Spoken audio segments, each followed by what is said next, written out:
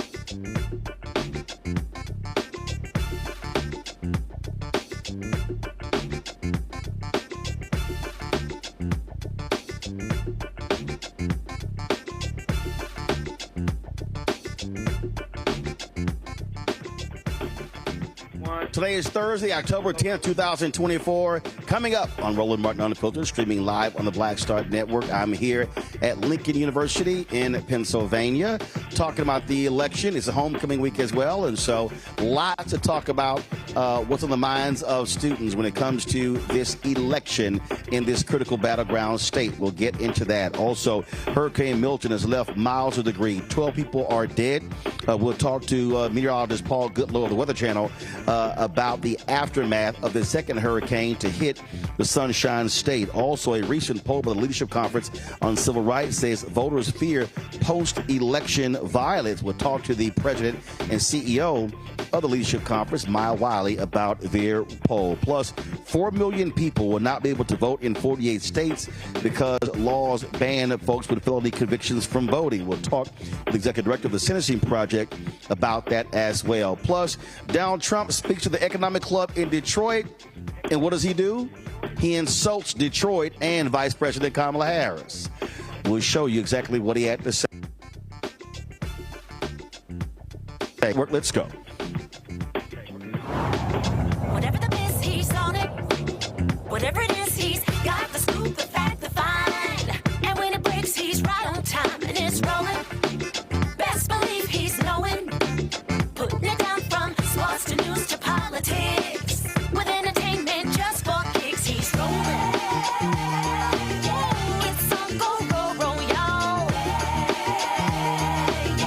It's Roland Martin, yeah. Rolling with Roland now.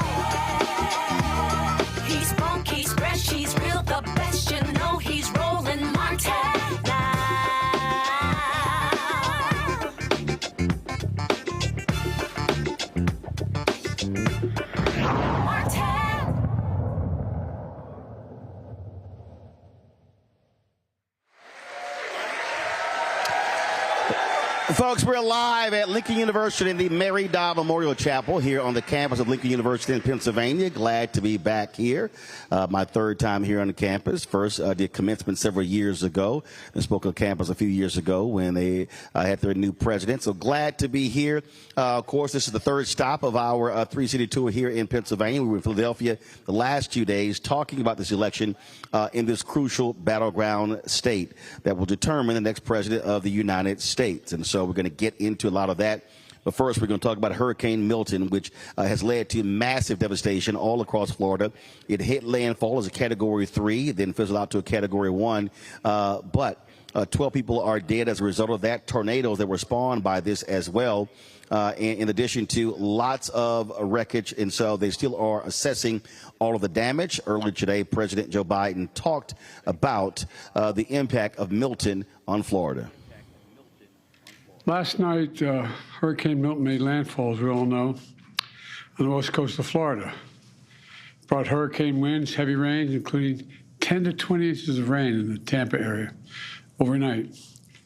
Storm surge measurements are still being taken, but 38 tornadoes ripped through 13 counties.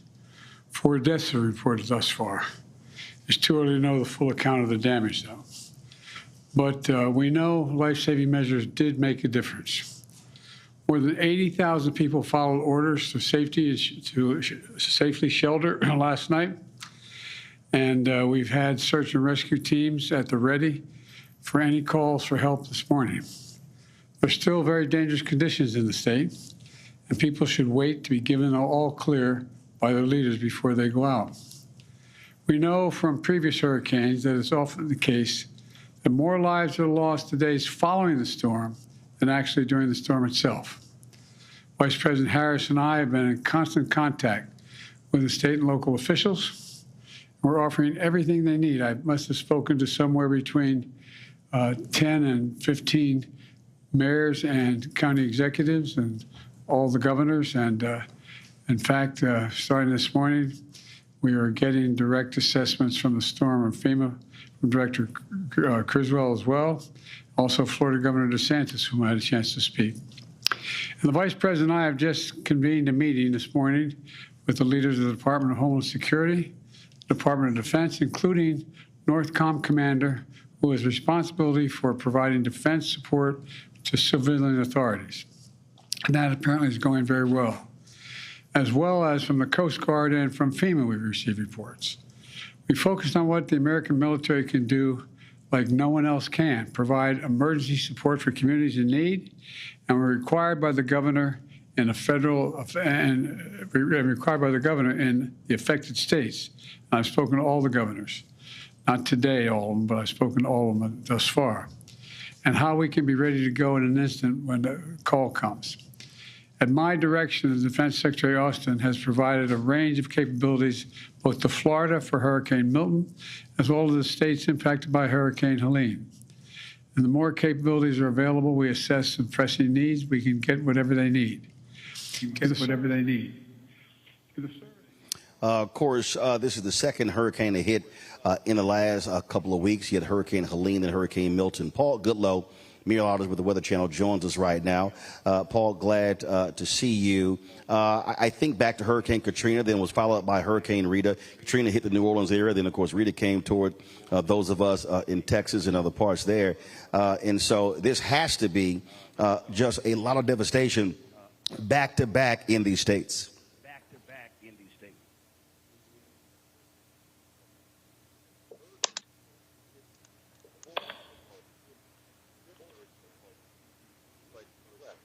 I think you're muted. Paul, you might be muted.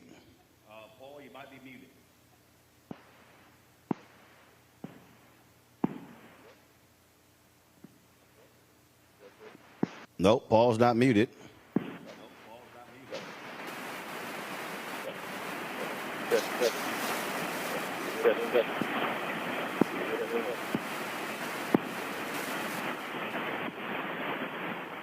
We lost your audio. Not sure what happened, but we lost your audio.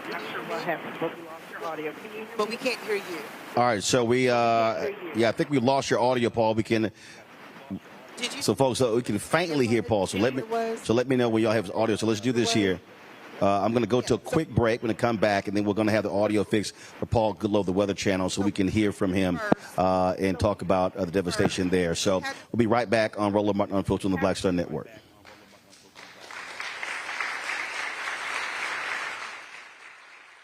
He told us who he was. Should abortion be punished? There has to be some form of punishment. Then he showed us. For 54 years, they were trying to get Roe v. Wade terminated, and I did it, and I'm proud to have done it. Now Donald Trump wants to go further with plans to restrict birth control, ban abortion nationwide, even monitor women's pregnancies. We know who Donald Trump is. He'll take control. We'll pay the price. I'm Kamala Harris, and I approve this message. In 2016, Donald Trump said he would choose only the best people to work in his White House. Now those people have a warning for America. Trump is not fit to be president again. Here's his vice president. Anyone who puts himself over the Constitution should never be president of the United States. It should come as no surprise that I will not be endorsing Donald Trump this year. His defense secretary. Do you think Trump can be trusted with the nation's secrets ever again? No. I mean, it's just irresponsible action that places our service members at risk, places our nation's security at risk. His national security advisor. Donald Trump will cause a lot of damage. The only thing he cares about is Donald Trump. And the nation's highest-ranking military officer. We don't take an oath to a king or a queen or to a tyrant or a dictator. And we don't take an oath to a wannabe dictator. Take it from the people who knew him best. Donald Trump is a danger to our troops and our democracy. We can't let him lead our country again. I'm Kamala Harris, and I approve this message. Hey, what's up? It's Sammy Roman. Hey, it's John Murray, the executive producer of the new Sherry Shepherd Talk Show. It's me, Sherry Shepherd, and you know what you're watching, Roland Martin Unfiltered.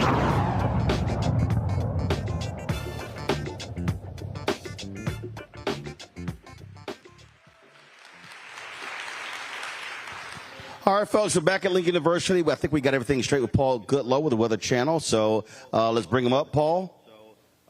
Hey there, Roland. Again, I'm in Sarasota. Hey there, Roland. Again, I'm in Sarasota. We have internet. We have spotty cell service. So, you know, technology is a struggle at this point. But let's get right back into it. You mentioned with Hurricane Milton. Again, 2 weeks ago, we had Hurricane Helene. Didn't make landfall here, but brushed by. It had record storm surge.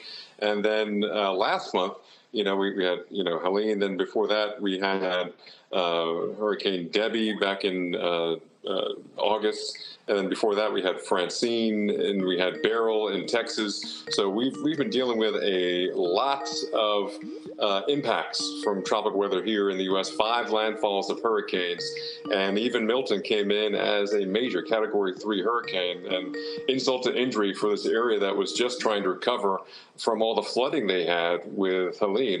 And people always think about, it's just going to be where it hits, where the wind is, but these hurricanes bring in what's called a storm surge, or just a lifting of the water and then pushing it on shore. And you mentioned Katrina, and remember those pictures, the devastation, the death around New Orleans, but they were on the so-called weaker side of the storm, the coast of Mississippi, Biloxi, Pascagoula, Gulfport. I mean, literally, if you've been there, you've seen human existence wiped clean down to the foundation of a lot of these buildings. That's the full force of 20, 30 feet of ocean waters coming up and then coming in with that force. And the Katrina disaster in New Orleans is more like a man-made failures of the levees. Still because of Katrina, but the full brunt of that storm surge was evident on the coast of Mississippi, even parts of Alabama.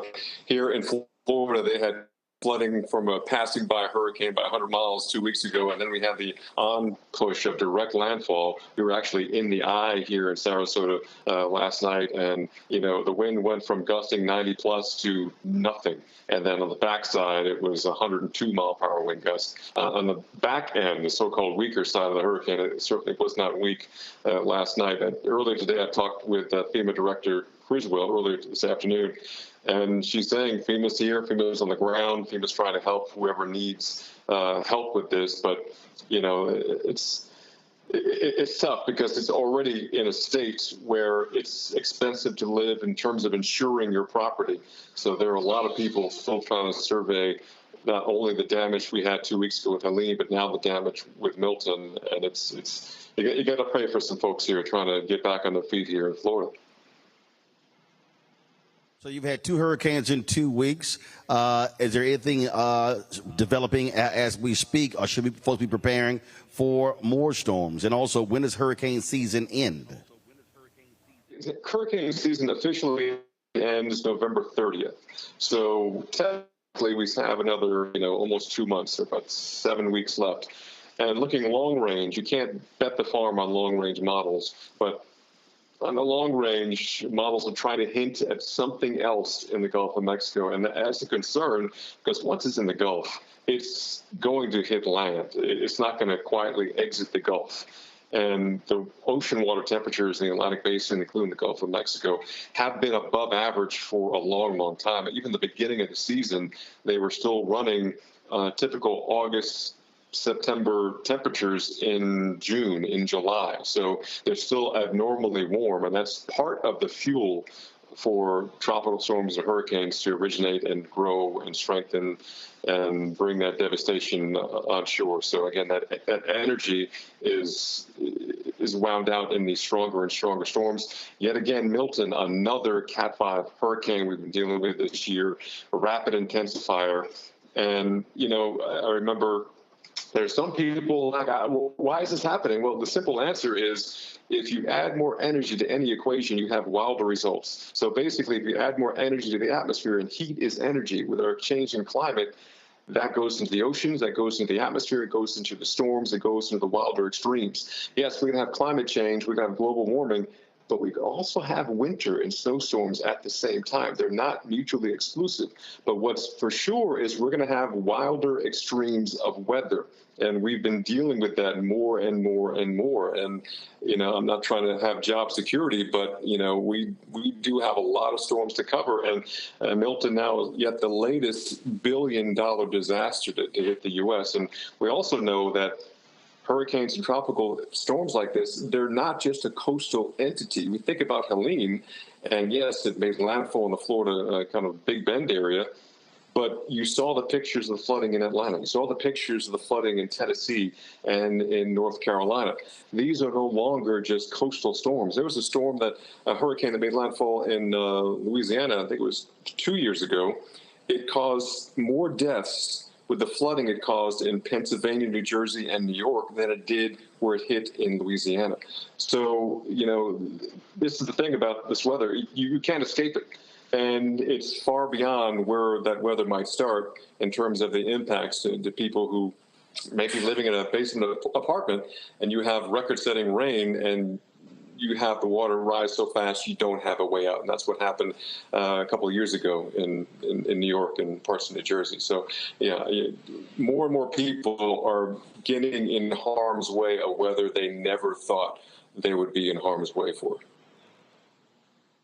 Well, there was a report I saw the other day of all of these people who literally moved from eastern North Carolina along the shores to western North Carolina, where it's more mountainous, thinking they were actually escaping climate change. And then we saw what happened with Hurricane Helene, the massive flooding, and how Asheville was just almost wiped out because of the floods. And they specifically were citing, hey, we think it's safer living here but to combat climate change. That simply is not the case.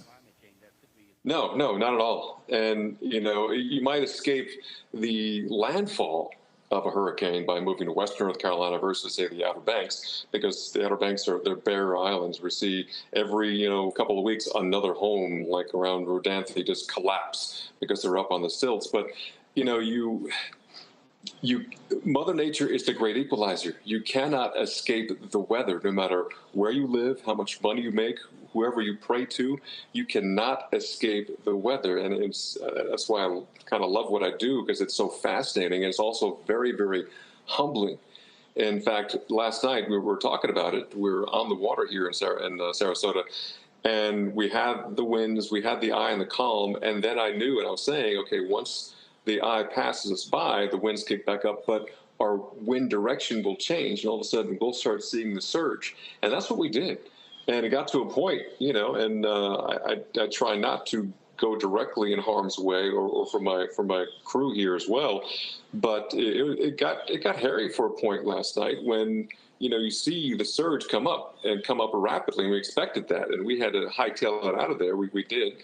But, it's something where I can see people who didn't know or didn't really stay in the loop of what's happening, that you despite our technology and our advancement, we go to different planets, we leave our planet, we're still so minuscule compared to what Mother Nature can dish out. And, I also talked about this storm, how it was a Cat 5 at one point, made landfall as a Cat 3, but these storms don't have brakes. All we're doing is taking our foot off the gas and is coasting in with very wild impacts weather-wise. And again, it's not just a single point. Yes, it hit on the West Coast, just south of the opening of Tampa Bay. But we had, as you're talking about, dozens and dozens of tornadoes, killer, deadly tornadoes, just north of Miami, in that part of Florida. So, it's a wide range of impacts that it's almost impossible to find a place on this country or on this planet that you can truly escape the impacts of weather. And with wilder swings in our weather, the extremes are becoming more commonplace. Our averages are trending upward for more extreme weather events. So it's something that even if we change all the inputs we're putting in the atmosphere that has kind of spurred these changes, we're still going to have the changes and the extremes go up before they start to plateau and go down. So now it's a matter of kind of adapting to it and changing our responses. And I think about Katrina, and then you had, Ike and the other storms that threatened after Katrina, and people got up and they evacuated. Unfortunately, because of the storm surge here with Helene and people telling horror stories about having, the water come up so fast and had to rescue their families and they were scared, that got a lot of people up and out of Florida. We could have had a lot more people injured and killed if they did not heed the evacuation orders and actually evacuate. Because I do this all the time, and a lot of people just say, well, I'm not leaving. I've been through this storm. Every storm is different. And even last night's storm shocked me in how different it was than from riding out Helene weeks earlier. And then before that, I was at Francine, and then Beryl and Debbie. They're all completely different. So, it's better to evacuate 6 times and never have anything happen to your house versus not evacuate 1 time and you're screaming out and praying late at night and no one's coming to help you. Indeed. Paul Goodloe with the Weather Channel. We appreciate it, Frat. Thanks a lot. No problem. Folks, let's now turn to politics. After the 2020 election, we saw an unprecedented amount of political violence. We saw what took place on January 6, 2021. The FBI has actually prosecuted more than 900 people who were involved on the attack on the U.S. Capitol on that particular day. And you still have Donald Trump and his MAGA followers still stating that it was just a walk in the park. They were just doing a tour of the U.S. Capitol. Well, a new poll commissioned by the Leadership Conference on Civil and Human Rights found that 73% of voters across the country are worried about political violence happening again based upon the outcome of the vote on November 5th. Maya Wiley is president and CEO of the Leadership Conference. She's also the author of Remember You Are a Wiley. She joins us right now. Maya, let's talk about these poll results in terms of what it shows, because we saw what happened. I was in Atlanta the day that actually happened. It was after Senator Warnock was elected in the runoff election in 2020, and I remember did a bunch of interviews and people were asking me, hey, what are your thoughts on this? And I said, well, chickens came home to roost. It was interesting. My publicist was upset. She's like, hey, you shouldn't say that. I'm like, no, I'm actually going to say it because it needs to be said. Many of us had been saying this was happening. But not only that, the FBI still has not found the individual who placed those pipe bombs outside of the Democratic National Committee office, and Vice President Kamala Harris was inside the building when that happened. And so this thing is real, and it is not dissipated. That is correct, and voters not confused about this. I think what the poll shows, and it's the third year we've done this poll, but it was the first year that we realized we needed to ask this question about whether or not people were concerned about political violence. And our poll is one that covers all people. We sample for white and for Black and Latino, and we know that we are capturing a very big cross-section of this country. It's a national poll. And 73% is a very high number, and it's not surprising, both because of your very important points, Roland, what people have seen in the news. But it's also, that we've seen the rise of hate. We've seen how people respond to rhetoric from politicians and other powerful people who seek to divide us, who can sometimes stoke that kind of violence. And so I think the fact that people are knowledgeable, are paying attention, should be no surprise to us. But I also want to make sure people know that there's good news in this poll. Very good news. I mean, for one thing, our poll has found year over year over year for the past 3 years that democracy is a top issue, that people are very concerned about their freedoms. I would say we could summarize it as people know democracy is on the ballot. But equally importantly, if not more importantly, that we have seen record high numbers of motivation to vote. 93% of the respondents in this poll said that they were highly motivated to vote. And it won't surprise your audience that Black women are off the charts. And that's not unusual, Black people. But motivation for Black women is at 60%. That's extremely high, and it's higher than any other group. And as we know, that's going to be critical when we talk about the other issues that are showing up in this poll that people care deeply about. Their disapproval of the Supreme Court, their interests in having the health care that abortion provides. Nobody wants to see another Black woman die because they can't get emergency medical treatment when they're pregnant. But it's also about, all of the freedoms that we enjoy, people caring about affordable health care. And all of these issues are very much clear, front, center, and present for the people we survey. Well, we do have to deal with the reality of whiteness. First of all, 70% of the electorate in 2020 were white voters. Your poll shows that how worried are folks about white supremacy on the increase. 52% say they are more worried. 47% said less worried. Very worried was 29%. Somewhat worried was 22%. Then you went to the question of white nationalism. Total more worried, 50%. Total less worried, 44%. Control room, y'all should be showing the graphics. Why are we so slow with the graphics? Thank you very much. Somewhat worried, 18%. Not so worried, 15%. That is real. And when you start looking at the rhetoric being used, when you start looking at what is being stated, and I've said this to several political folks on social media when they were talking about why Vice President Kamala Harris isn't doing so well when it comes to union workers. I said, why are y'all leaving out the white part of union workers? We have to recognize in places like this state, Pennsylvania, in Ohio, in Michigan, in Wisconsin, we have folks who are actually voting against their pocketbooks and voting for white culture. A lot of this also plays into it in terms of what we are seeing into the political violence with the rhetoric that we're actually seeing. And so I just think that a lot of folks in media and in the political world are not, they just refuse to deal with the reality of whiteness in these conversations. They want to sort of just leave it off to the side as if it doesn't exist. We have a significant problem with white supremacy and white ethno-nationalism in this country. You can see it in the hate crimes data. You can see it in Project 2025. You can see it, to your point, Roland, in so many different spaces. And yes, we see a very sharp political divide, ideological divide.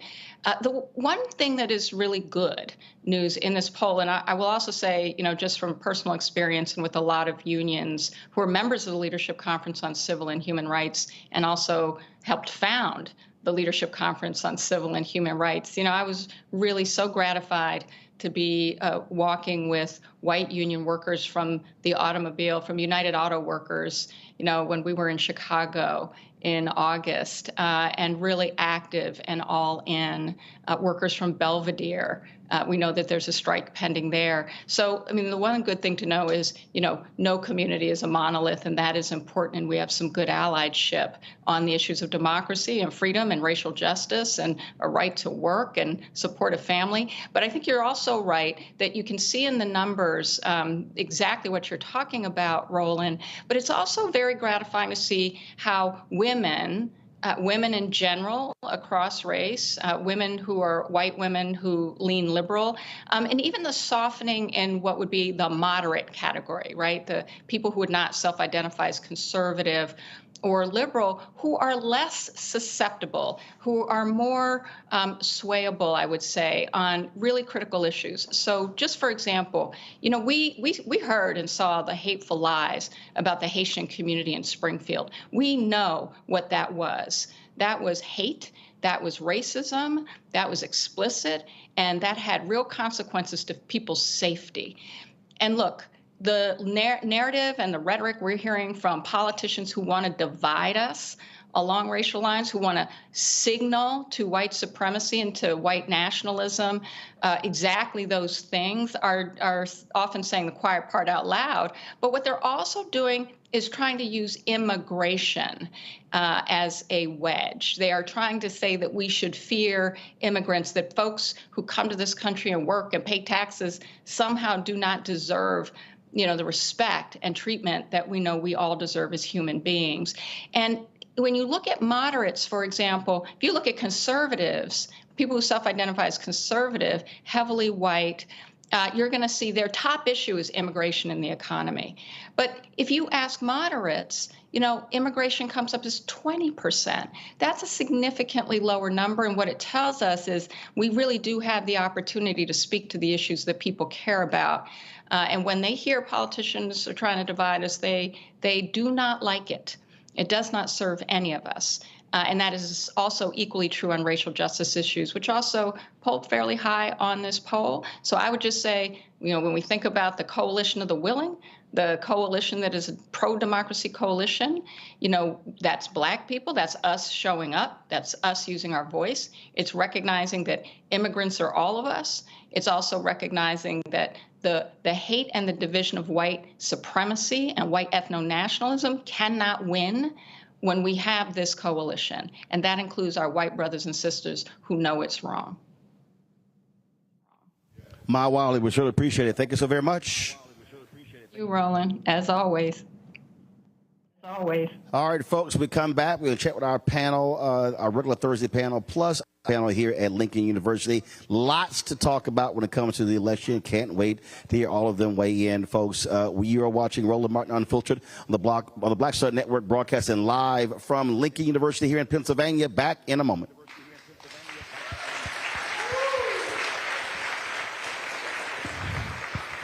All right.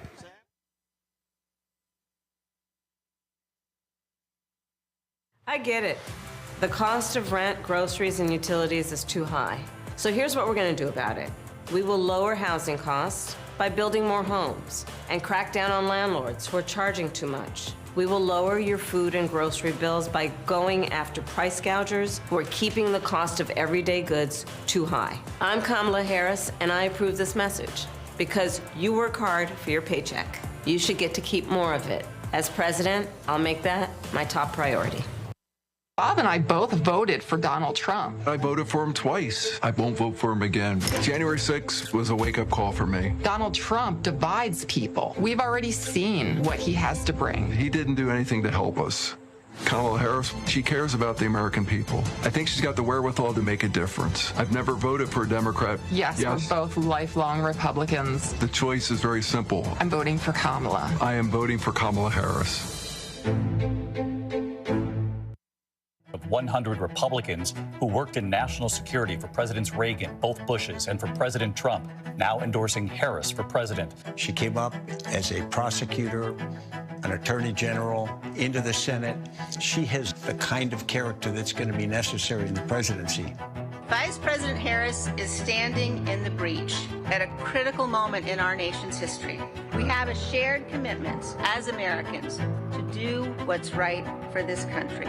This year, I am proudly casting my vote for Vice President Kamala Harris. Former generals, secretaries of defense, secretaries of the Army, Navy, and Air Force, CIA directors, and National Security Council leaders under Democratic and Republican presidents, Republican members of Congress, and even former Trump administration officials agree there's only one candidate fit to lead our nation, and that's Kamala Harris. I'm Kamala Harris, and I approve this message.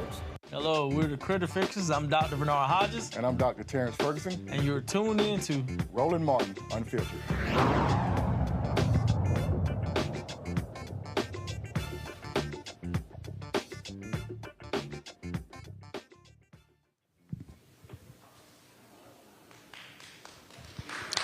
All right, folks, we are live in the Mary Dodd Memorial Chapel here on the campus of Lincoln University in Pennsylvania. Glad to be here.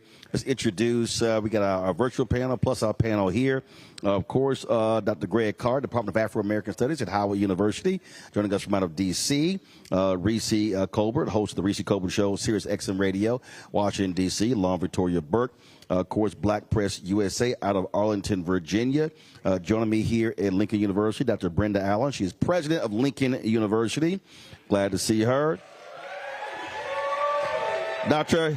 Kilo Baha Mapunye, he is a visiting Fulbright political science professor from South Africa, and also Drake Smith, student activist. And so glad to have both panels here. I want to kick this things off with this first. Today in Detroit, Trump spoke to the Detroit Economic Club. And if you're from Detroit, you probably didn't like this. I don't think anything that we're talking about today is high on our list. The whole country is going to be like, you want to know the truth? It'll be like Detroit. Our whole country will end up being like Detroit if she's your president. You're going to have a mess on your hands.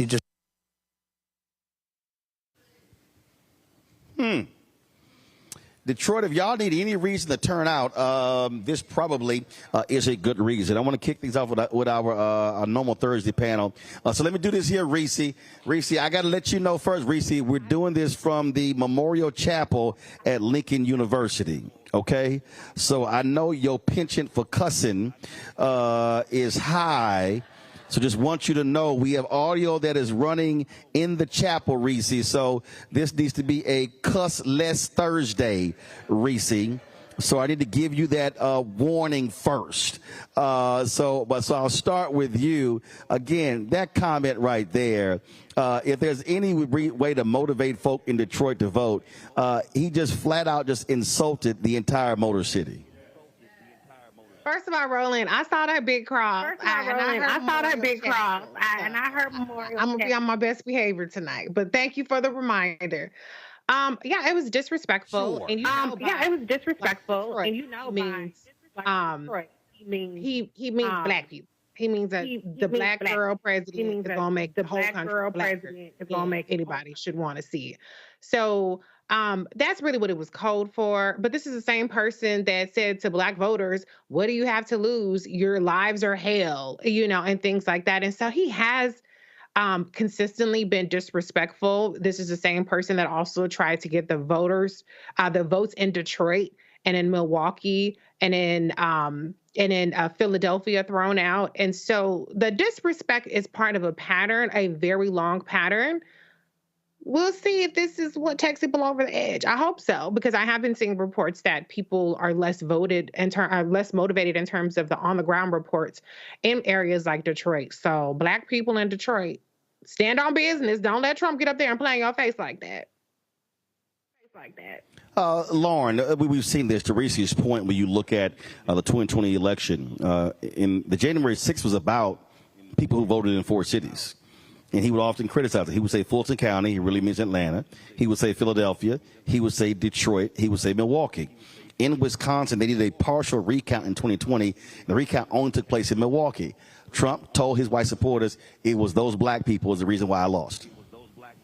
Yeah, well, to quote you, Roland Martin, it's killing him and it was killing him at the time, and it's going to probably do so again, that black voters is what won it for Joe Biden in 2020. It was killing him that Detroit and Philly and Atlanta made the difference, and Milwaukee made the difference. He hated that. He hates thinking about that. This entire race has been about vilifying immigrants. That's what he's doing. Whether it's Congo or Venezuela or Mexican Americans or Mexican immigrants, that is what he's made this entire campaign about. It is a white supremacist campaign right in front of our face. And the New York Times, for some reason, the so-called paper of record, doesn't want to bring that up. And CNN keeps having panels where they're normalizing it. It's a strange situation. And quite frankly, probably one of the most racist campaigns we've seen in a long time. Even if you go back and look at the footage of George Wallace and Lester Maddox, even those two guys were fairly careful about not saying it like right in front of your face. Donald Trump is done with that. And the media is failing us. The mainstream media is failing us when it comes to pointing out that this is a straight up racist campaign. He does it every single day. He did it again today in Detroit, and tomorrow it'll be something else. On that particular point, Greg, I keep making this point. It drives me crazy when I look at these political reporters on social media and when they're talking about voters, and they keep going back to, oh, how Harris is just not doing well with the working class union workers. And I'm like, nah, she's doing real good with black working class union workers. She's doing real well with Latino working class union workers. They just won't say the word white because they don't want to deal with the reality of whiteness. When they talk about identity politics, that's only black, that's only Latino, that's only Asian, that's only LGBTQ, that's women, but they don't want to deal with white, and we can't ignore the reality. When you look at the numbers, how can you have Teamsters? In fact, guys, let me know if y'all have that Teamsters ad they put together, the Teamsters for Harris. How Biden-Harris saved 600,000 Teamsters pensions, and they could not endorse her. And the president said on the podcast it was down the middle of 50-50. And I'm going, they save your behinds, but you still are going to support a dude who had a rally supposedly and had people dressed as auto workers. And then when they interviewed them, they found out they were not actually auto workers. Yeah, absolutely, Roland. This is a man who is the master of one thing, undisputably. He's the master of vibes. He understands white supremacy vibes. He's a creature of pop culture and television, and he knows how to communicate past facts. Some of these same people are the ones who are saying that Kamala Harris is seeding the clouds and creating the hurricanes and sending them to red counties to stop people from voting. And they say that with their whole heart because this is the way that, to echo what you said, Lauren, race has eaten the American mind. By the way, go Lions. Good to see President Allen. I haven't seen since the former interim president of Lincoln University, James Donaldson, made transition about 5 years ago this month, actually. Y'all came down to Howard for the funeral. So Dean Lynetta Lee, my man Zizwe Poe, you know, Lincoln's close to my heart as an adopted Philadelphian. So much love to y'all. But, you know, when we see what's going on, as we just heard Lauren say, race is front and center. And you're absolutely right. Lester Maddox in Georgia with his 2x4s and George Wallace, even they didn't go this far. They were strict segregationists for sure at that time. But Donald Trump is a whole full-blooded racist. And he has pulled out all the stops. He's not going to lose votes for what he said at Detroit today. He and Junior Varsity Vance are quadrupling down on the bet that they will gain votes. That's where we are. Something in the Civil Rights Monitor report that Maya Wiley just walked through and that you walked through with her was, I think, kind of remarkable to me. 70% of folks who polled had heard of and were familiar with Project 2025. I don't know about you, Roland. Maybe you'll say a few words about this or someone else will. I don't know that a document, that 922-page document, something that heavy, has been that much a part of national dialogue since maybe the Pentagon Papers, in terms of something that regular rank and file people, if you say that, now whether they've read it or not, whether they know that Project 2025 is just one pillar of a 4-pillar game plan they have with their database of 11,000 as of June people ready to go into the federal government, with their boot camp should they win to train those people, and with part 4, which aligns with his agenda 47, to put those people in place and wipe out all of the people who work in the federal government and replace them with these automatons.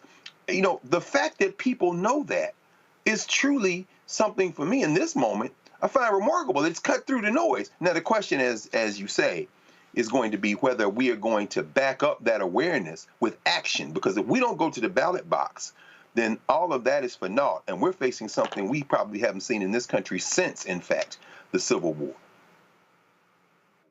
Dr. Allen, I want to pick up on that point because the thing that I have been consistently saying, I did a interview the other day on a podcast, and they asked me about the election. I said, let me be real clear. I said, with where I am in my life, where I am economically, I said, I can be unfazed whether Trump or Harris wins. I said, but I can't vote solely based upon my pocketbook. I said, I am going so hard in this because my decisions are based upon my nieces and nephews. You're the president of young folks here. And when I look at the numbers, when I look at the turnout numbers, when I look at the number of folks who were looking to sit this thing out and sit on the couch, what I keep saying, and this is not condemning any voter that's between the ages of 18 and 25 or 18 and 29, what I keep saying is, literally, the decision made by who wins and loses will have an impact on those very folk for the next 30, 40, 50 years.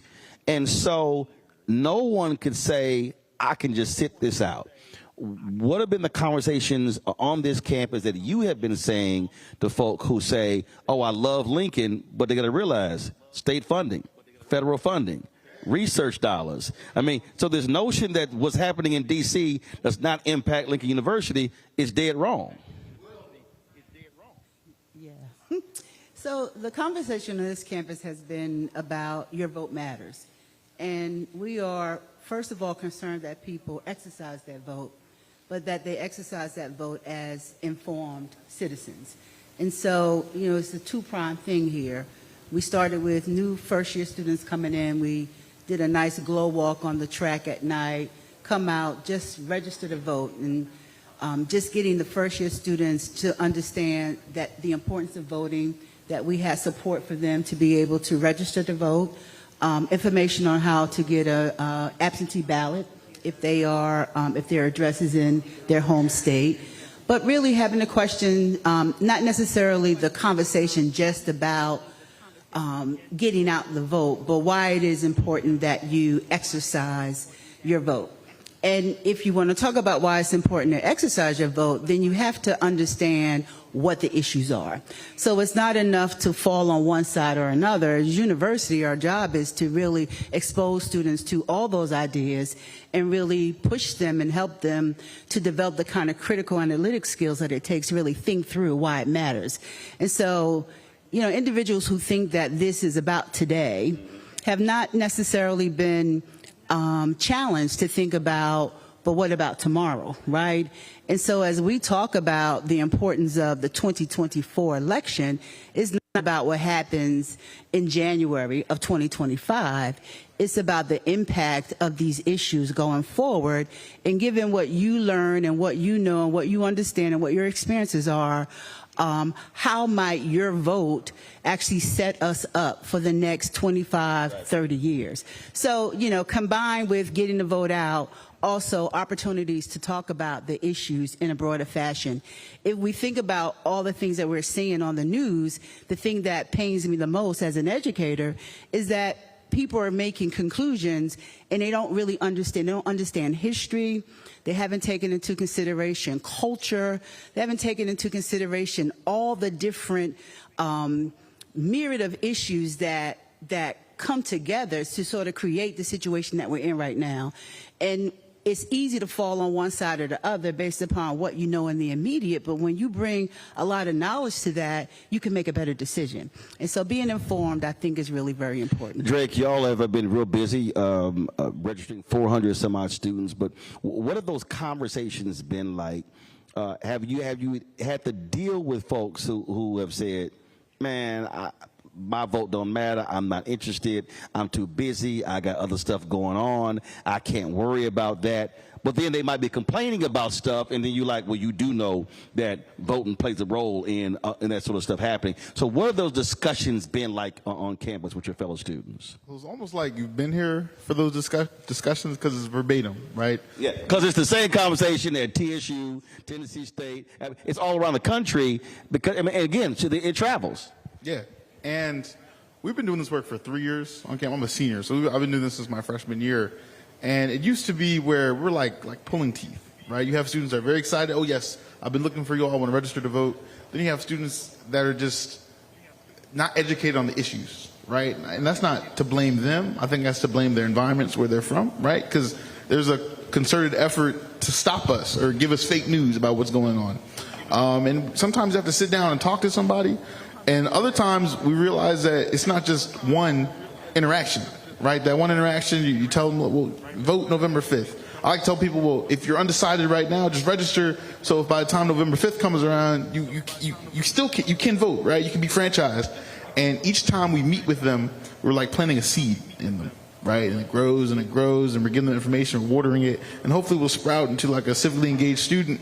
But shout out to, we have a group, Project 26. It's called Project 26, so the 26th Amendment gave 18-year-olds the right to vote, and they've registered over 400 students on our campus. The College Democrats, in a nonpartisan way, have been doing voter registration. They registered another 120 students. Our advisor, Ms. Jacqueline Caleb, she's in the audience right now. She's been doing this work for 30 years, right? So I think a lot of people, when they're focused on HBCUs and voting, they think that we don't know what we're doing. But we've had people on the ground that have been doing this for over 30 years, and we've been so good at it that actually in 2012, and someone correct me if I'm wrong, the county commissioners moved our voting place off of campus because we came out in droves. See, there you go. 2008 and 2009. And see, that's been happening at Prairie View and Waller County and some other different places. And we also are seeing that on the college campuses all across the country. Tarrant County commissioners, in where Fort Worth is, the Republicans tried to move the early voting location off the University of Texas at Arlington campus for that very reason. I remember I think it was in 2012 or 16, there was a county clerk in Wisconsin who admitted that they moved early voting locations off of college campuses because they said too many students were voting, and they were voting Democrat. And so they moved it to a far out place with a small parking lot because they wanted to frustrate the folks from actual voting. Doc, I want to go to you because on May 10th of this year was the 30th anniversary of the inauguration of Nelson Mandela. And I was actually at a jazz festival in California. Jonathan Butler performed, and I got a chance to talk to him about that. And it will be in my mind for as long as I live, those massive lines of people. And I remember the stories of several people who were elderly who died waiting in line to cast that ballot for Nelson Mandela. When you look at some places in this country that has 32, 35, 40, some places where I saw a text where somebody said, if 50% of Detroit turns out, I'm going to be excited and she's going to win. And a person responded, 50%? So it has to be frustrating to see where we used to be, then where we are now, and then look at those numbers of folk who choose the couch as opposed to the ballot box. Absolutely. It's quite an exciting moment for me to be in the United States because I'm from South Africa, Fulbright scholar, researcher on elections, and I've seen it all. The 30 years that you are talking about, very, very impressive for us. South Africa just celebrated 30 years of those elections, which were the end all, elections because they got rid of apartheid. At that time, many people were very excited, to vote because for all those years, black people were not allowed to vote. So people felt that this election was so historic that they would rather sacrifice everything, even sleeping outside the voting stations or polling stations before they vote. Others came around like 2 a.m., 4 a.m., camping outside. So yes, you are right. Where we have been is that hunger for changing things through the ballot.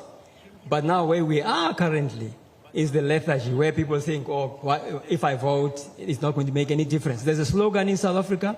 They say, if you don't vote, don't complain. See, I have one that says, vote or shut the hell up. I know what it is. That's the one that I use. But that's real. That's real because, again, when you talk to people and they start complaining about, well, this and this and this, I tell people all the time, there is no issue that anyone can bring up to me that does not trace back to politics. Politics has a role in it. Listen, Elon Musk can talk all this crap he wants to about being the richest person in the world and everything along those lines. That happened because of tax breaks. That's government. He got billions in tax subsidies from city, county, and state governments in order to build his wealth. He wasn't pulling it up by his bootstraps, and I bring him up because we know he's the son of apartheid, so that's why I brought him up. But again, that's the perfect example that people just think, oh no, that person is self-made. No, that's government-made. Absolutely. And some of us, as political scientists who teach politics, we know that it all almost eventually, rolls back to politics, because it's about power. It's about who has power, who has it, and who wants that power and who wants to retain it. We are having a similar situation in Africa with our elections. Whenever elections come, earlier when one of your reporters was speaking, this talk about post-election violence. Those are for me, are the red flags that we normally worry about when we talk about elections. The other one, of course, is the weather, which might drive people away. But as a researcher myself, also looking at your elections here in the U.S., I get worried about the so-called vacillating or uncertain voters, because those are the people that, number one, are uncertain. Am I going to vote? Am I not going to vote? Even if they are on the queue, some of them just might change their mind and go back home. The uncertain voters. And sometimes those people can swing the election in one direction or the other. So those are the things that I'm looking at. Of course, there are key issues also that have come up this evening in your discussion. The issue of the economy, for instance. I'm not so sure about the international issues. I know they are also coming in there. And I'm actually just studying quietly as a researcher to say, how will it go? Maybe you can talk to us later after this election, once it has been declared, and hopefully there won't be any violence or post-election violence thereafter. Well, ain't gonna be violence from black people, I can tell you that. So we know where it will come from. I'm gonna go to a break. We're gonna come back. We're gonna talk about those folks have been disenfranchised when it comes to voting. I'm also tell you about what's happening in Nebraska, where their state Supreme Court just keeps waiting, and they're getting close to the deadline to make a decision that impacts several thousand of formerly incarcerated folks. And so we're going to talk about that next, right here on Roland Martin Unfiltered on the Black Star Network. Don't forget to support the work that we do. Join our Bring the Funk fan club. Send your check and money order to P.O. Box 57196, Washington, D.C., 20037-0196. PayPal is R Martin Unfiltered. Venmo is RM Unfiltered. Zelle, Roland at RolandSMartin.com. Roland at RolandMartinUnfiltered.com. We'll be right back.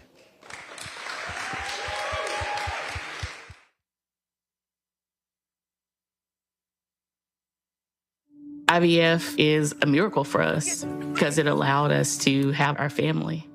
After having my daughter, I wanted more children, but my embryo transfer was canceled 8 days before the procedure. Donald Trump overturning Roe v. Wade stopped us from growing the family that we wanted. I don't want politicians telling me how or when I can have a baby. We need a president that will protect our rights, and that's Kamala Harris. I'm Kamala Harris, and I approve this message. Of 100 Republicans who worked in national security for Presidents Reagan, both Bushes, and for President Trump, now endorsing Harris for president. She came up as a prosecutor, an attorney general, into the Senate. She has the kind of character that's going to be necessary in the presidency. Vice President Harris is standing in the breach at a critical moment in our nation's history. We have a shared commitment as Americans to do what's right for this country. This year, I am proudly casting my vote for Vice President Kamala Harris. Former generals, secretaries of defense, secretaries of the Army, Navy, and Air Force, CIA directors, and National Security Council leaders under Democratic and Republican presidents, Republican members of Congress, and even former Trump administration officials agree there's only one candidate fit to lead our nation, and that's Kamala Harris. I'm Kamala Harris, and I approve this message. Here's a 78-year-old billionaire who has not stopped whining about his problems. Oh, she had a big crowd. Oh, the crowd. This weird obsession with crowd sizes. It just goes on and on and on.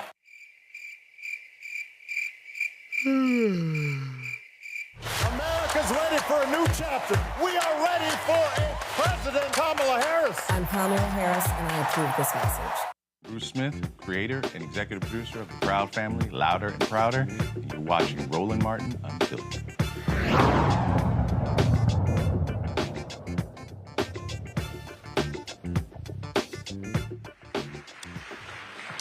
All right, folks, welcome back to Lincoln University in Pennsylvania, where we are broadcasting live. Glad to be here in the Dowd Memorial chapter. Let's talk about felony disenfranchisement. 48 states have laws that keep folks from voting who are formerly incarcerated. Yet, of course, you have somebody who is a convicted felon who is running for president. But let's be real clear, okay? Donald Trump ain't the same convicted felon as some brother who's in Philadelphia, who's in Detroit, who's in Houston, or anywhere else. Because remember, they didn't take his mug shot, they didn't fingerprint him, wasn't no perp walk, none of that sort of stuff. And so this idea that they are the same, that is simply not the case. So you have right now, folks, an estimated 4 million people, 1.7% of the voting age population, who are ineligible to vote. And it's even worse in various places. So you take Nebraska. So the folks in Nebraska, now if you want to know how these Republicans operate, the folks in Nebraska literally passed a law allowing folks who were formerly incarcerated to be able to vote. The Secretary of State and the Attorney General said, oh, that's unconstitutional. I've never heard in my life where an Attorney General or a Secretary of State issued a ruling about a law the legislature passed calling it unconstitutional. Well, they sued, and it's now before the Nebraska State Supreme Court, but they've actually waited on a decision, and so the next time they rule will be October 18th, which is actually the deadline to register to vote in Nebraska. So it shows you what's going on here. And then when you look at Tennessee, a place where more than 20% of black folks are unable to vote there as a result of formerly incarcerated. So joining us right now is Kara Gorsh, the executive director of the Sentencing Project. Kara, glad to have you here. I mean, this is a real issue. We saw what happened in Florida. Amendment 4 gets passed there by more than 60% to restore the voting rights of formerly incarcerated. What do Republicans do there? Go back, oh no, they start changing the laws and then say, no, you got to pay all of your fines and everything before you can actually get your right to vote. Then some of the folks in the last election did register. And then what did Governor Ron DeSantis do? Sent the police after them, arrested them, and all those cases got booted. But it's a chilling effect against them. That was the brother in Texas who waited 6 hours in line. He was later arrested, and it was found that he could vote, but they went back and he said, I will never vote again because I can't go through what I went through because I'm scared to get arrested. And so you see that happening all across the country where Republican governors and other leaders want to scare formerly incarcerated to keep them from voting, and we see this over and over and over again. Absolutely. There's no doubt that politicians are using the confusion around felony disenfranchisement laws to suppress voting across the country. Part of the challenge around these laws is that they are just so disparate. If you live in Maine and Vermont, you will never lose your right to vote because of a felony conviction. People in prison vote. They have candidates forums in prisons in those states. That is not the case in 10 states where for the rest of your life, in some circumstances, you can be barred from voting. It creates immense confusion for people directly impacted. It creates immense confusion for public officials. And what we see is people, not only people who can legally not vote because of the disenfranchisement laws are affected, but also people who are de facto disenfranchised because they don't know what the laws are. A real easy way to clear up the confusion is for us not to entangle the criminal justice system and all the racism and inequality in that criminal justice system with our democracy.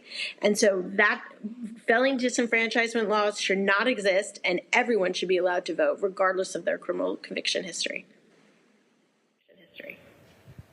Here's a perfect, what I was talking about. Let's see if I can pull this tweet up here. Give me 1 second. This tweet here is from Tadil with Bolts Magazine, and said that, so while Nebraska's GOP officials getting away with a unilateral summer decision to stop applying 2 laws that allow people to get their voting rights restored, suddenly barring tens of thousands of voters, he then says this is estimated to affect up to 100,000 people who should otherwise have the right to vote next month.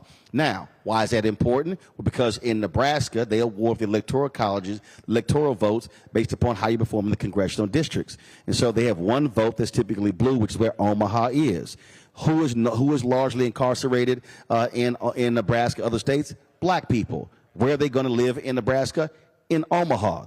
And so if the Supreme Court does not rule in this case, these folks are not going to vote, and then that's people who likely are not going to be casting ballots for Vice President Kamala Harris. That can impact that one electoral college vote. I mean, so for people to understand how serious this is, that's how deep this thing drills down.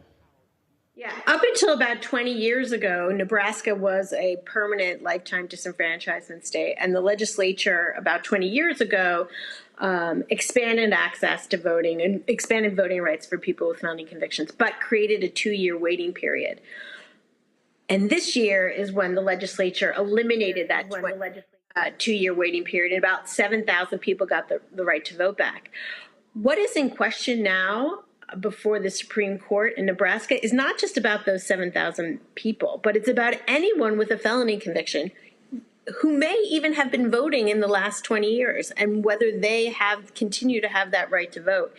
It's really immense impact that this ruling will have if they come down on the side of the Attorney General in that state and the Secretary of State. Certainly the legislature does not agree with the Attorney General's position, and it has been the law of the land for 20 years in that state. And so to change it now, weeks before an election where people, have been voting for years it's unheard of and inexplicable.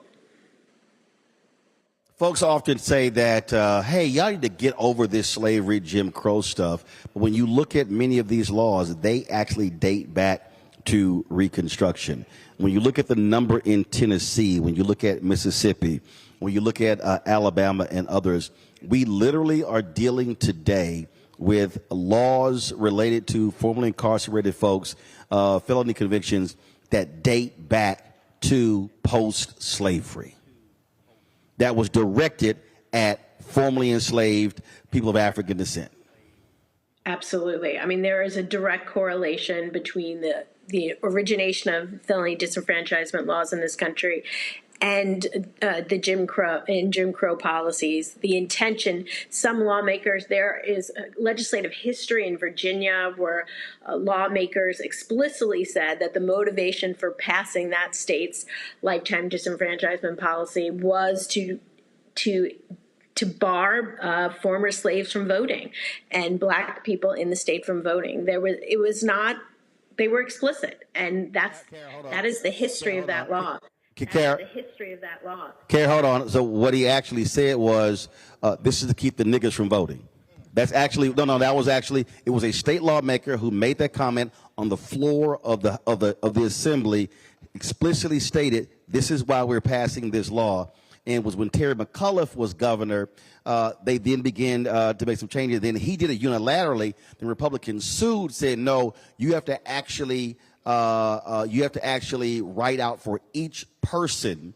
And so then they begin to do that. And so they even tried to stop that because he felt he can do it just in one fell swoop. They said, no, you have to literally grant each individual their right to vote. So he was like, well, get the automatic pen out. Let's get this thing going. But the reason I'm stating that is because I need people to understand that when we're fighting these laws, people are trying to say, oh, no, those things were later changed. No, the original intent in Mississippi, in Tennessee, in Virginia, and other places, it was explicit to keep black people. They call them the N-word, they call them coons, in other words, from voting. It was nobody else, it was black people.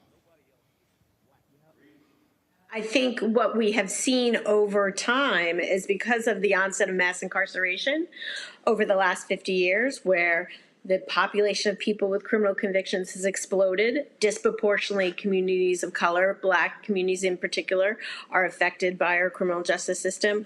We have seen a growth in the disenfranchised, a significant growth in the disenfranchisement population in our history, and a disproportionate impact on black communities in particular. Now, African Americans of voting age are 3 times more likely to be disenfranchised compared to non-African Americans. In some states, as you talked about earlier, like Tennessee, the rates are much higher for black voting age adults. So it has a huge racial disparity in who it's impacting, and it's suppressing the voice of black communities. And that is ultimately the real challenge here, and why this is a human rights, civil rights issue of our time that we really need to take on if we're serious about our democracy, if we're serious about making sure that communities, black communities and Latino communities, are represented in our government. Because while there has been progress, 4 million people in this country cannot vote because of a felony conviction. And we need to do more. We need to stop the suppression of voting. We need to stop the disproportionate disenfranchisement of black communities and make sure that their voices are heard and that they're able to represent the interests of their families in polling places and at the ballot box. Last question for you. When you talk about those 4 million, what are the top 5 states that have felony disenfranchisement? And how many people are we talking about? Well, if we're talking about the racial disparity and its impact, felony disenfranchisement's impact on black communities, the top 5 states for disenfranchisement are Florida. Certainly Florida has the largest number of people who are disenfranchised in the country, of the 4 million people. And I should say we have a new report out today called Lockdown 2024. You can find it on our website. Of the 4 million people who are disenfranchised, over 700, close to 800,000 people live in the state of Florida. Florida is one of the top, and the disproportionate number of people impacted are black Floridians. Tennessee has significant the highest racial disparity in who is disenfranchised in that state. Arizona, also in that state. Kentucky, also one of the highest disenfranchisement for African Americans in the country. And South Dakota, also in the top 5. So it is broad, but there is a disproportionate emphasis in the Southeast, where disenfranchisement policies have the biggest impact on black communities. All right, Carol, we shall appreciate it. Thanks a lot. Thank you for having me. Appreciate it. I want to talk about this with our panel here in our virtual panel. And Lauren, I want to start with you because Republicans right now, they are looking at an opportunity when it comes to black men in this election. And so Donald Trump wants to start touting the First Step Act. And this is where, and Democrats have not done this, Lauren, but this is where Democrats need to be reminding people. First of all, the First Step Act was passed by Democratic Congress. The bill was strengthened when it went to the Senate because Senator Kamala Harris, Senator Cory Booker, Senator Dick Durbin, and also Republican Chuck Grassley said, make the bill better. And so this is a perfect example. They cannot let Donald Trump walk out here trying to communicate with black men by saying, I freed all these black men, now they're out of prison with the First Step Act. And this is where I think if you're Vice President Kamala Harris in her campaign, you go ahead right now and you say, as president, I want Congress to now introduce and pass the Second Step Act. Your thoughts? The First Step Act was really just a toy for Jared Kushner and others, and doesn't impact that many people. Obviously, it's a federal bill, so only impacting, those who are incarcerated on the federal level. I do think that this constant discussion with regard to black male voters, I cannot wait until the evidence is in, because this discussion is something that comes up a lot. But what we know in reality is that black voters, of course, are the Democratic Party's most loyal voting bloc, starting with black women and then followed by black men. I do think that when we look at the registrations that came in right after Vice President Harris entered this race, that level of energy and excitement and enthusiasm was not to be doubted. Certainly black women, particularly younger black women, were the tip of the spear on that. But it's hard for me to imagine that there are not black men in the same generation that are not excited, not just as excited, because this is, of course, a historic moment, and everybody recognizes that as a historic moment.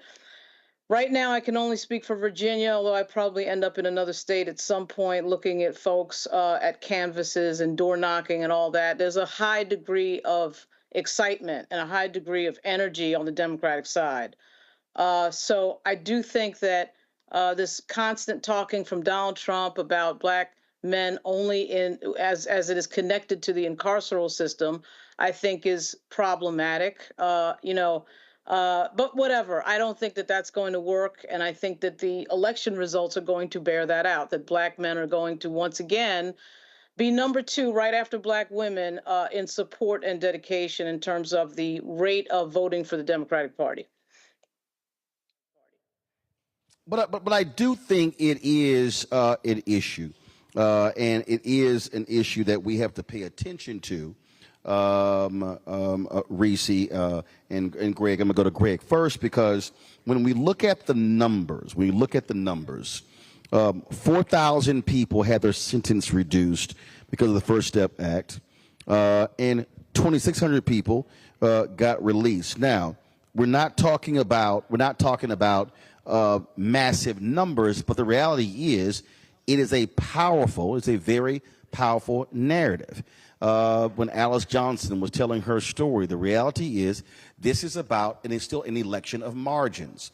And if you are trying to tell a story and appealing to people in that way, you very well could peel off thousands of votes with the narrative. And so therefore, Democrats had better understand that you can't lose the narrative game, Greg, when you talk about this conversation, especially when if it doesn't pass the House led by Democrats, Congressman Hakeem Jeffries, Cedric Richmond, the late Congresswoman Sheila Jackson Lee, it don't even get to the Senate and Trump can't even sign it.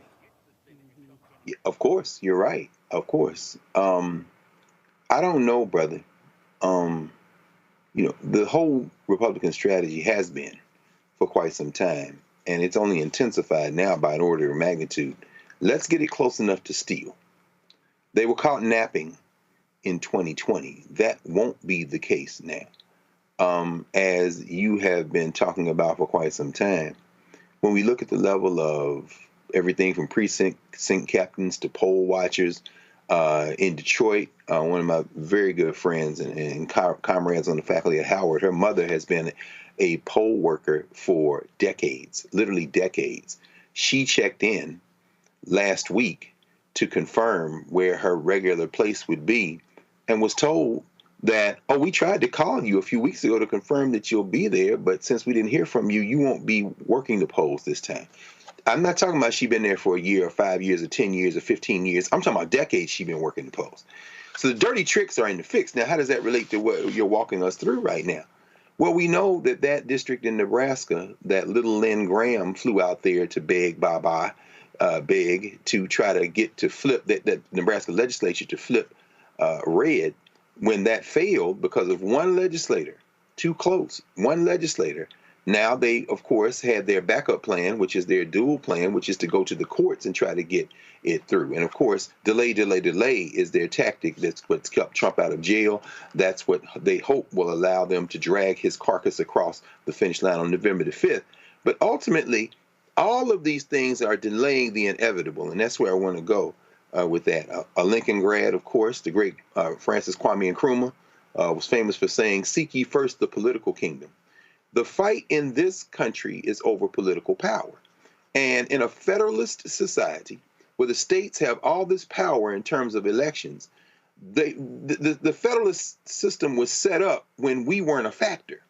As we have become a factor, certainly over the last half century, they realize now that their only hope is to shave off margins and stave off the demographic shift long enough to maintain their white minority rule.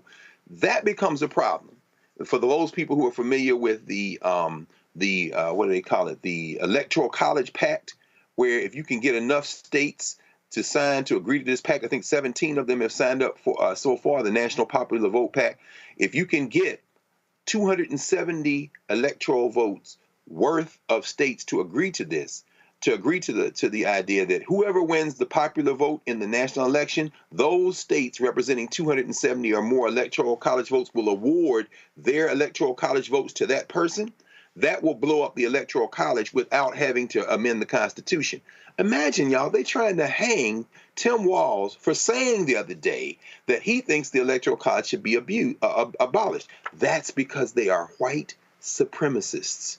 They're not talking about everybody participating. If they can shave off a couple of people of felony conviction here, a couple there, then the felon they love will be returned to 1600 Pennsylvania Avenue, and he, like the rest of the felons in Florida, can't vote in the election, but it won't matter. It's so interesting, Reese, because I was seeing the other day, Bruce Bartlett, longtime Republican, had this whole Twitter thread where he talked about how Republicans engineered this and how when they split the Dakotas up, they purposely split the Dakotas up into two states known full well that they would have those votes moving forward. So it was a fascinating thread. But on this point here, this is where, and I'm going to come to our panel here as well, Reese, that I need people to understand. This is why I keep telling black folks, if we are voting at less than 70% of our capacity, we are guaranteeing in some cases that we lose. If you look at the numbers, I mean, it's not hard. If black people voted at 70% of our capacity in Atlanta, 70% of our capacity in Detroit, 70% of our capacity in Philadelphia, 70% of our capacity in Milwaukee, meaning if 70% of all eligible black people voted in those four cities, Republicans cannot win those four states. Absolutely, Roland. But I was also reading an article today about, the alarms going off in Michigan, where it showed that President Biden got 51% turnout in Detroit, as opposed to 48% turnout for Hillary Clinton in 2016. Now, obviously, that's not entirely black, but you can attribute that to mostly black people. So 70%, yes, that's a game changer. But we're talking about even the difference between 48 and 51%. The problem is that we are not voting our capacity. This is not even talking about people that are not registered to vote. The reality is this country has 240 million people who are eligible to vote, but we're only expecting 160 million people to actually cast ballots in this election.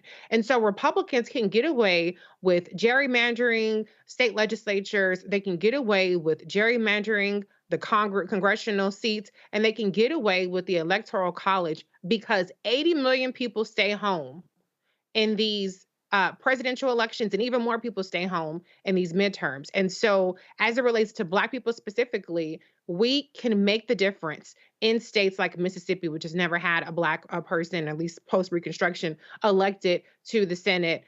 You can get Cindy Hyde-Smith out of there. You can make the difference in all of these states. But we are too hell-bent on staying home. Now, part of that is we're disaffected and disillusioned, and a lot of us feel like it doesn't matter who's in office. That is categorically untrue.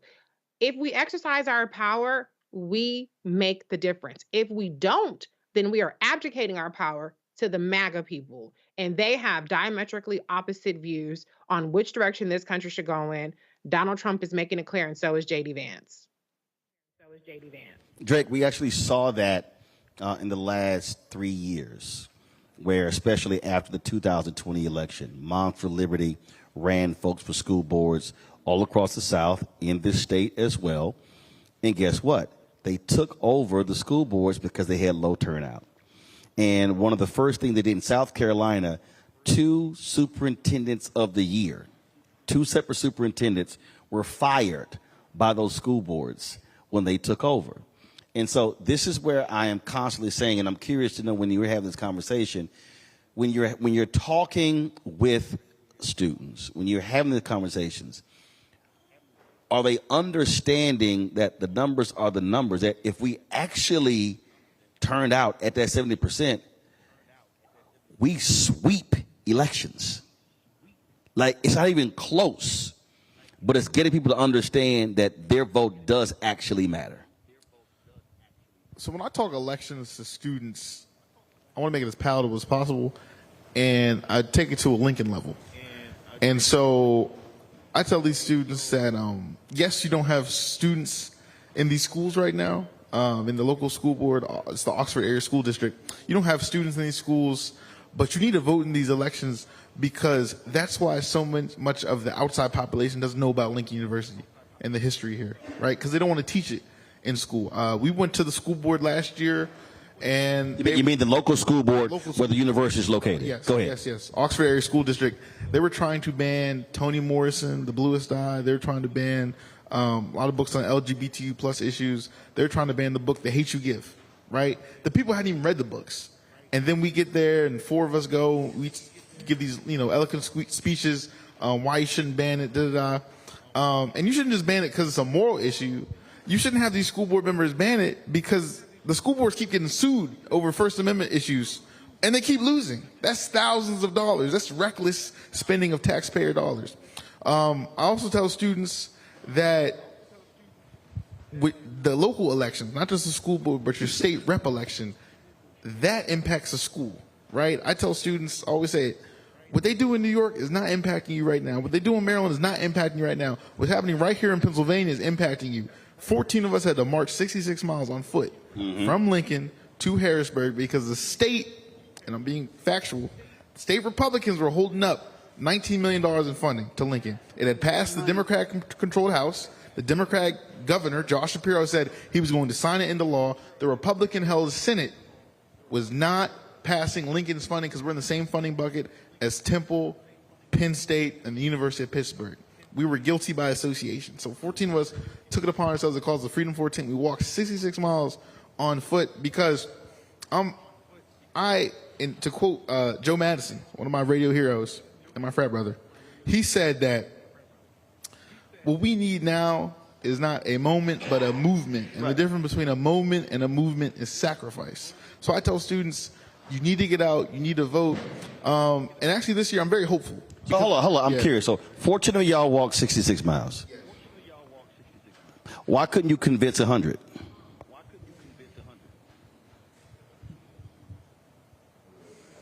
No. Follow me here. Now, there's a reason I'm asking that. Because how many students here? 1,600. 1,600 going to benefit from the $19 million.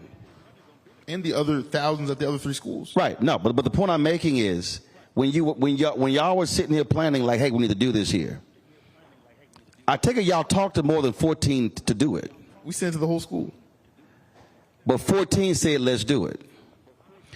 Why did others, what did others say? Nah, man, I know y'all trying to get that 19 million. Because I'm sure these are the same people who complain about buildings on campus, we need this, we need that. Y'all were trying to go get $19 million. I'm just curious to know what that conversation was like, trying to convince them that, hey, this is for all of us, not just 14 of us. I had all kinds of students come. Now you see why I asked that question? See, that's why I do this. He was like, what's wrong? He's like, what's the point of the question? I got this. Right, this. Live audience, ladies and gentlemen, we love it. And when we were planning this march, we had it sent out to the whole student body. We had meetings about at rallies. And I think me and my other organizer, Mackenzie Hanks, we were both, I was naive, right? I thought we were going to have the Freedom 50. I thought it was going to be 50 students. We were going to We Shall Overcome all the way to Harrisburg. It was the Freedom 14. And students had, logistical questions. Where are we going to sleep at? What are we going to eat? Can I bring my asthma medication, right? Stuff like that. Then you have some students, and I think this is the issue here. This is the issue with not just at HBCUs, but students across the board. They don't have the political acumen to see how these physical steps can really turn into actions with the State House. Because when we showed up, just the 14 of us, right, the bill ended up getting passed, the governor signed it at Lincoln's campus. When the 14 of us went to those Republican offices, I said, hi, my name is Drake Smith. We just walked 66 miles from Lincoln University in Lower Chester County. Say that again, young man. We just walked 66 miles over 3 days from Lincoln University all the way to Harrisburg because the state promised us $19 million and we don't have it. And, I explained to them what this would do, what happened to the school without the money, right? This is about 20% of our operating budget. 60% of our operating budget is from tuition and fees. So this is more pressure on the student body. 60% of our student body comes from households that make less than $60,000 a year, right? That's poverty. And I say Lincoln does the most with this money, right? We have produced world leaders, right? Kwame Nkrumah, as you heard earlier. Nnamdi Azikiwe, the current prime minister of Namibia. We have the first black member of Congress from Pennsylvania, Robert N.C. Nix. And we have the current mayor of Philadelphia, Sherelle Parker. And Lincoln, I can go on, a tangent about Lincoln, right? Lincoln is the nation's first re-granting HBC. We've done so much. We're celebrating 170 years right now, right? We need to vote now. I tell this to the students. I told this to the legislators. We need to vote now to make sure that Lincoln will be here for another 170 years. This is the Keystone State. This is the Keystone University in that state. Right. But see, Doc, this is the thing that's why I wanted to know, because what I say to people all across the country, whether they are college students, whether they are in cities, whether they're in rural, you can yell, you can complain, you can moan, you can cry, you can pray. But you have to do something to actually make it happen. And so I'm saying, all right, it's not walking 66 miles, but my God, if you can't even go a mile to vote, then how do you think you're going to get anything? And that's the thing for me that we have to constantly explain to people. You're guaranteed to get nothing if you sit on the couch. That's a guarantee.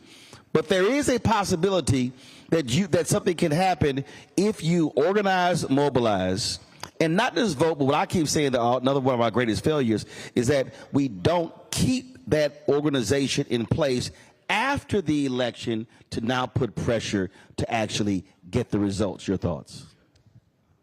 Absolutely, you are correct. That's what normally happens.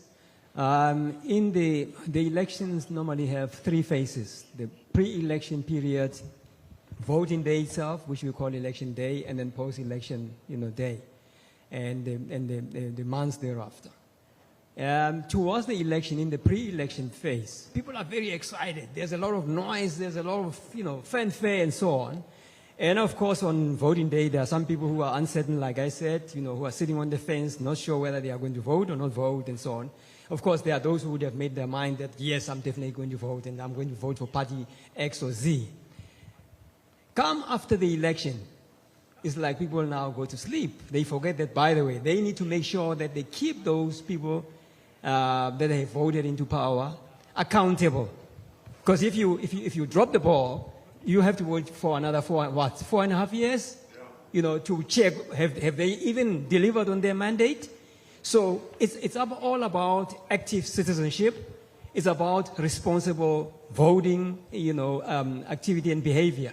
Because at the end of the day, it's about making sure that those people that you are electing, taking all the way to Congress, they are actually going to represent you and fulfill your mandate. It's basically about that. And I get worried, the USA, the United States is known as among the best democracies in the world. But now, if I hear about, banning, some people being banned from doing this, that's where apartheid comes from.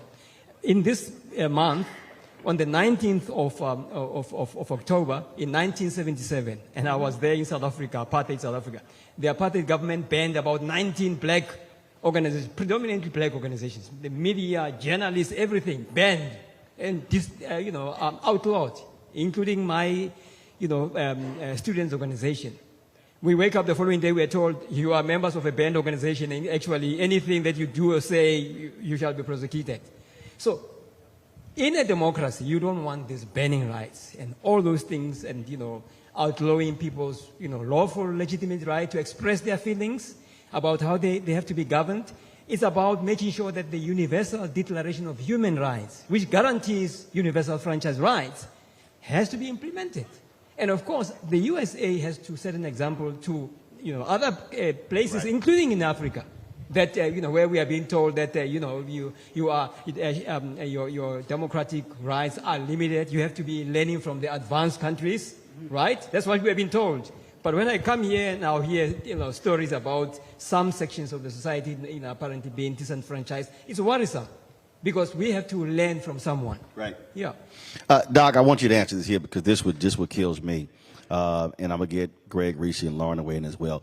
It is stunning to me when we constantly talk about on this show the $17 billion that HBCUs have received in the last 3.5 years, and to hear black folks say, well, that really ain't major. And I sit there and I go, are y'all crazy?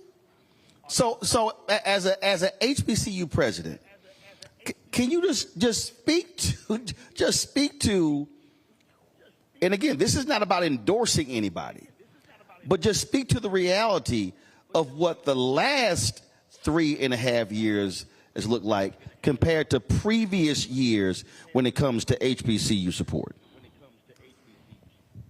Yes, it's been really different. There's a White House initiative on HBCUs, and it's been around for a while. And there have been opportunities, but nothing at the magnitude of the opportunities that our schools have received in the last 3.5 years. At the end of the Trump administration, COVID came, and we did benefit, and our students benefited, and I think most colleges in this country are still open because of some of those laws that got through Congress and provided those funds. In the current administration, it has gone sort of on steroids in terms of just really thinking about how to not just directly invest, so directly invested in capital on our campuses. Our campuses in many cases are crumbling. And so some of the dollars have gone to really shore up some of the physical structures. But the increase in Pell Grants, as Drake just said, 65% of our students are Pell eligible, meaning that they come from the lowest socioeconomic. And in order to close the gap financially to afford the cost, those federal dollars become really very important. So like on COVID relief, how much did y'all get? Is this number right? Y'all got 36.8 million? All total across the board, yeah. Right. Mm-hmm. Okay. Yes, I just want to let folks know, just again, see, I believe in, and again, that was Cap 1 forgiveness. That was CARES Act 1, CARES Act 2. That was American Rescue Plan Act 1 and Act 2. Just so folk understand where the money that. And $38 million during COVID. 38 million is consequential anyway, but during COVID, it was even more important because we lost revenues because of just the spread of COVID and the ways in which we had to do things on our campus so that we couldn't have a full complement of students here, yet we still had to run a full educational opportunity for those students. So to make sure that there was continuity of education. So those dollars really helped us to operate through a very tough time. But it doesn't stop there. There's also been in that $16, $17 billion, the investments that have been made in HBCU's ability to be a part of some of the federal contracts and grants. So it's opened up some great opportunities for research, for faculty and for students to participate. And then there are the things that are happening more generally where the impact of those dollars are really impacting Black and brown communities, like the infrastructure grant, for example, the infrastructure bill, that's really helping us to get more people in the workforce around these more highly technical jobs. So if we take COVID out, just take COVID out. Okay. If you were to compare what Lincoln received under, and this is just comparing, what Lincoln got under 4 years of Trump compared to 4 years of Biden, you got more from which administration? Well, definitely we got more from the Biden administration. Yes. A lot more. A lot more, yeah. Gotcha. Okay. Yeah, because the reason I say that is because I think when we have these conversations, and Reese, I want to bring you in here as well. When we have these conversations, we got to stop having the general conversations, and we got to compare apples to apples. We got to be able to show folk, okay, this is what they did, this is what he did, this is what they did. Now you can sit here and make your decision on which one, but facts are facts.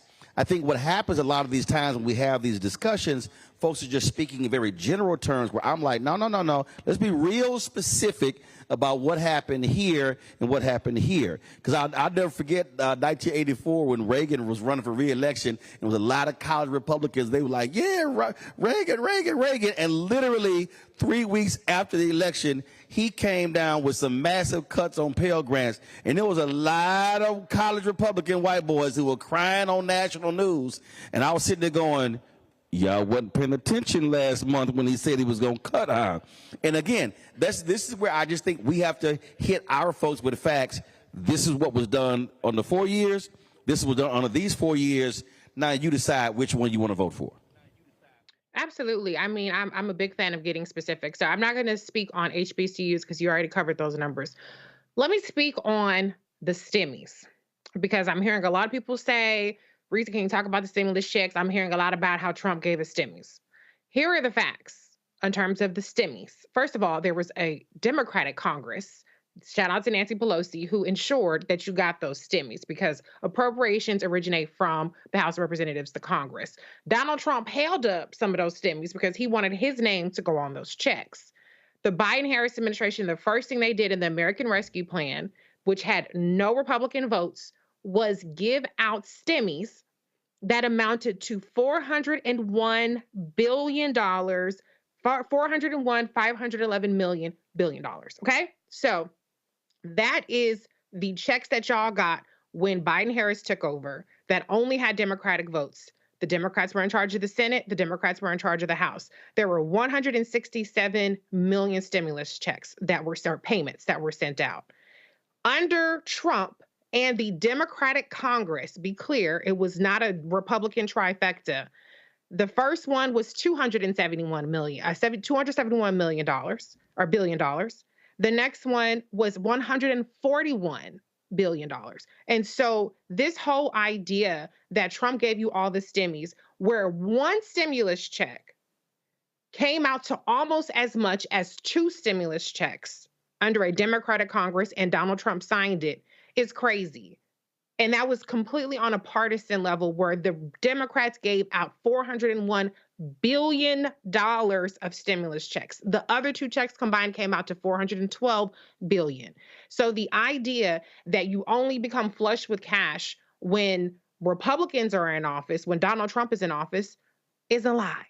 And that's not even including the fact that things like unemployment assistance were rejected by people like Brian Kemp, and other Republican governors. That's not even including the fact that you had Republican governors like Kay Ivey who spent COVID money on prisons instead of shoring up the schools.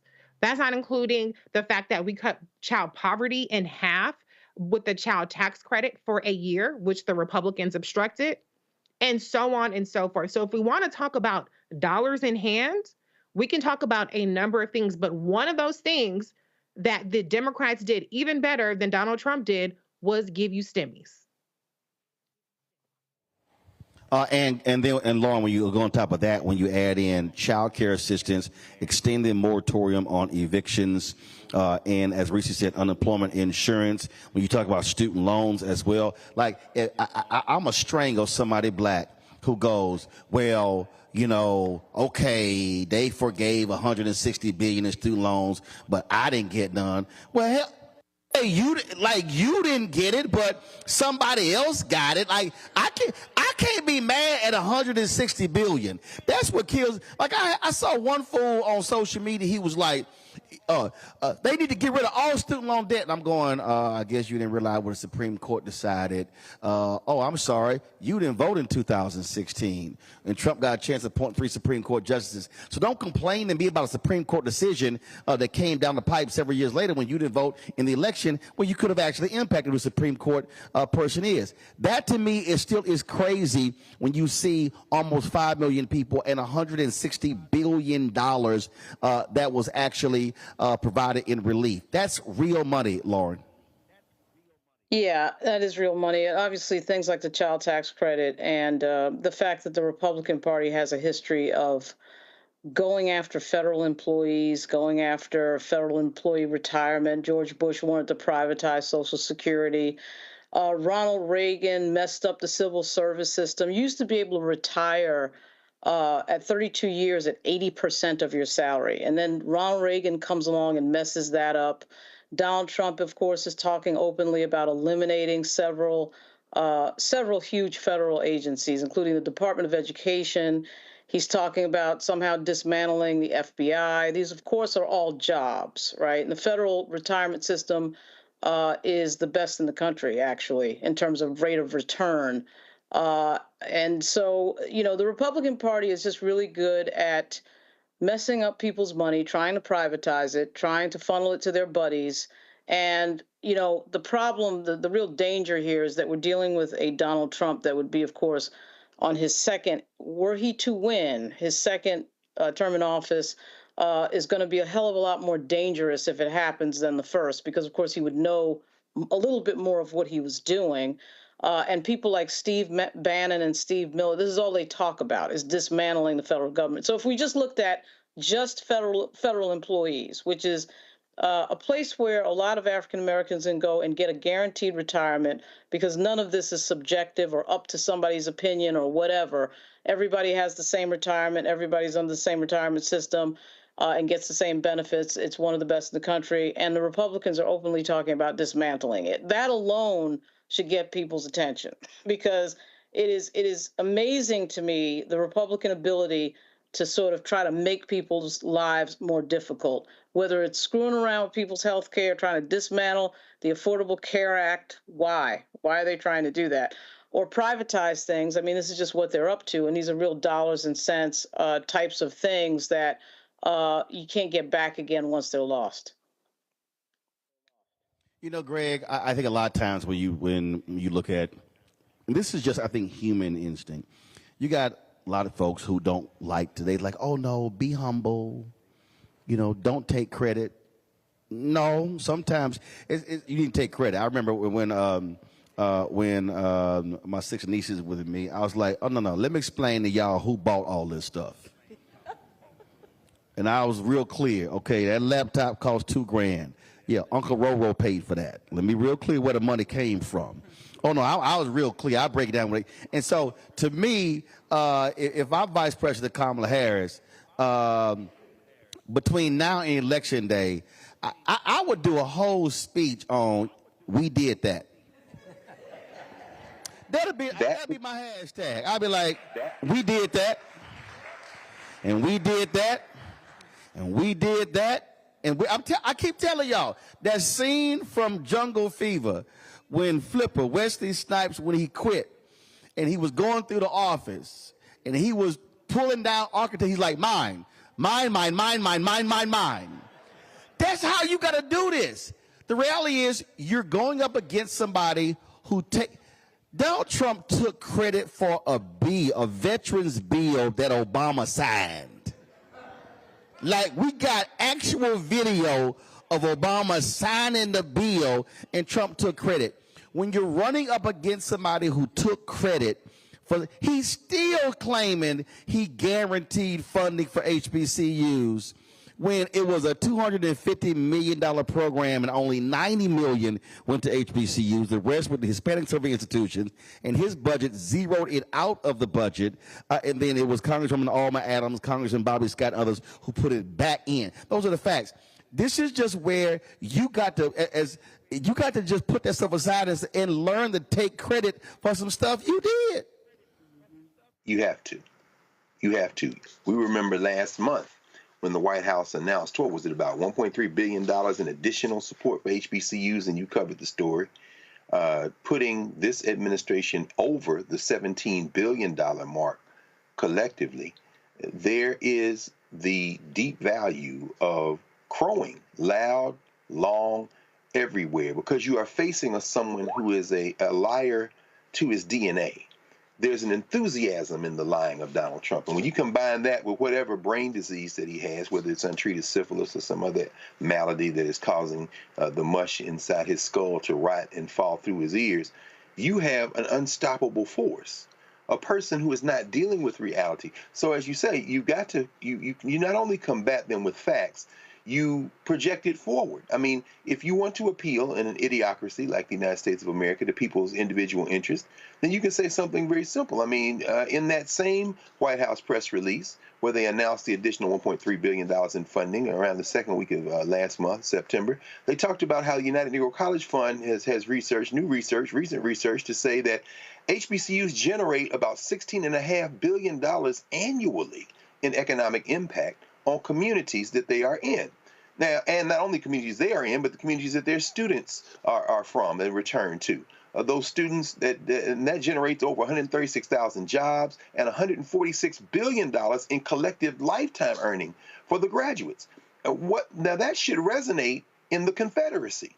I don't call it the old Confederacy because those 11 states remain in the Confederacy, as we heard Maya Wiley talk through the survey. Most of the states that restrict people who have been convicted of crimes from voting in the most egregious category, which includes paying all the money back, are in the Confederacy.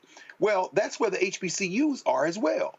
So if you're in Georgia, if you're in Albany State, and if you're in Savannah State, if you are like you've been, and when you went in Savannah during the election cycle of 2020, if you are in South Carolina, as you have been, if you're in South Carolina State or Claflin, if you are in North Carolina at A&T or North Carolina Central or Winston-Salem State or Salisbury State, not Salisbury State, if you're at any of the Elizabeth City State, then you should understand that not only are you registering to vote, I mean, I love the spirit of our brother Drake Smith, man. That's something right there when you put feet to pavement and walk. Brother, I was a student body president. I know what it's like to go by yourself.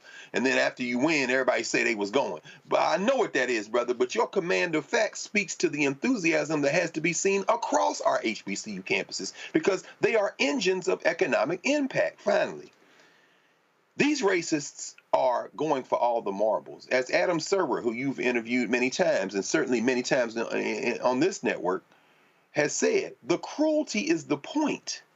When you read Project 2025, if you get pregnant, they want the police to have your name down and said if you try to terminate the pregnancy, they want to put you in jail. This is the Handmaid's Tale. The cruelty is the point. Lauren, you walked us through that. People who can't retire like they used to because of a punk named Ronald Wilson Reagan, who are now facing, if they get Project 2025 and implement it, the fact that they're all going to be replaced by 24 to 35-year-old white supremacists that they've got 11,000 names and growing on, that they're going to replace the whole damn federal government.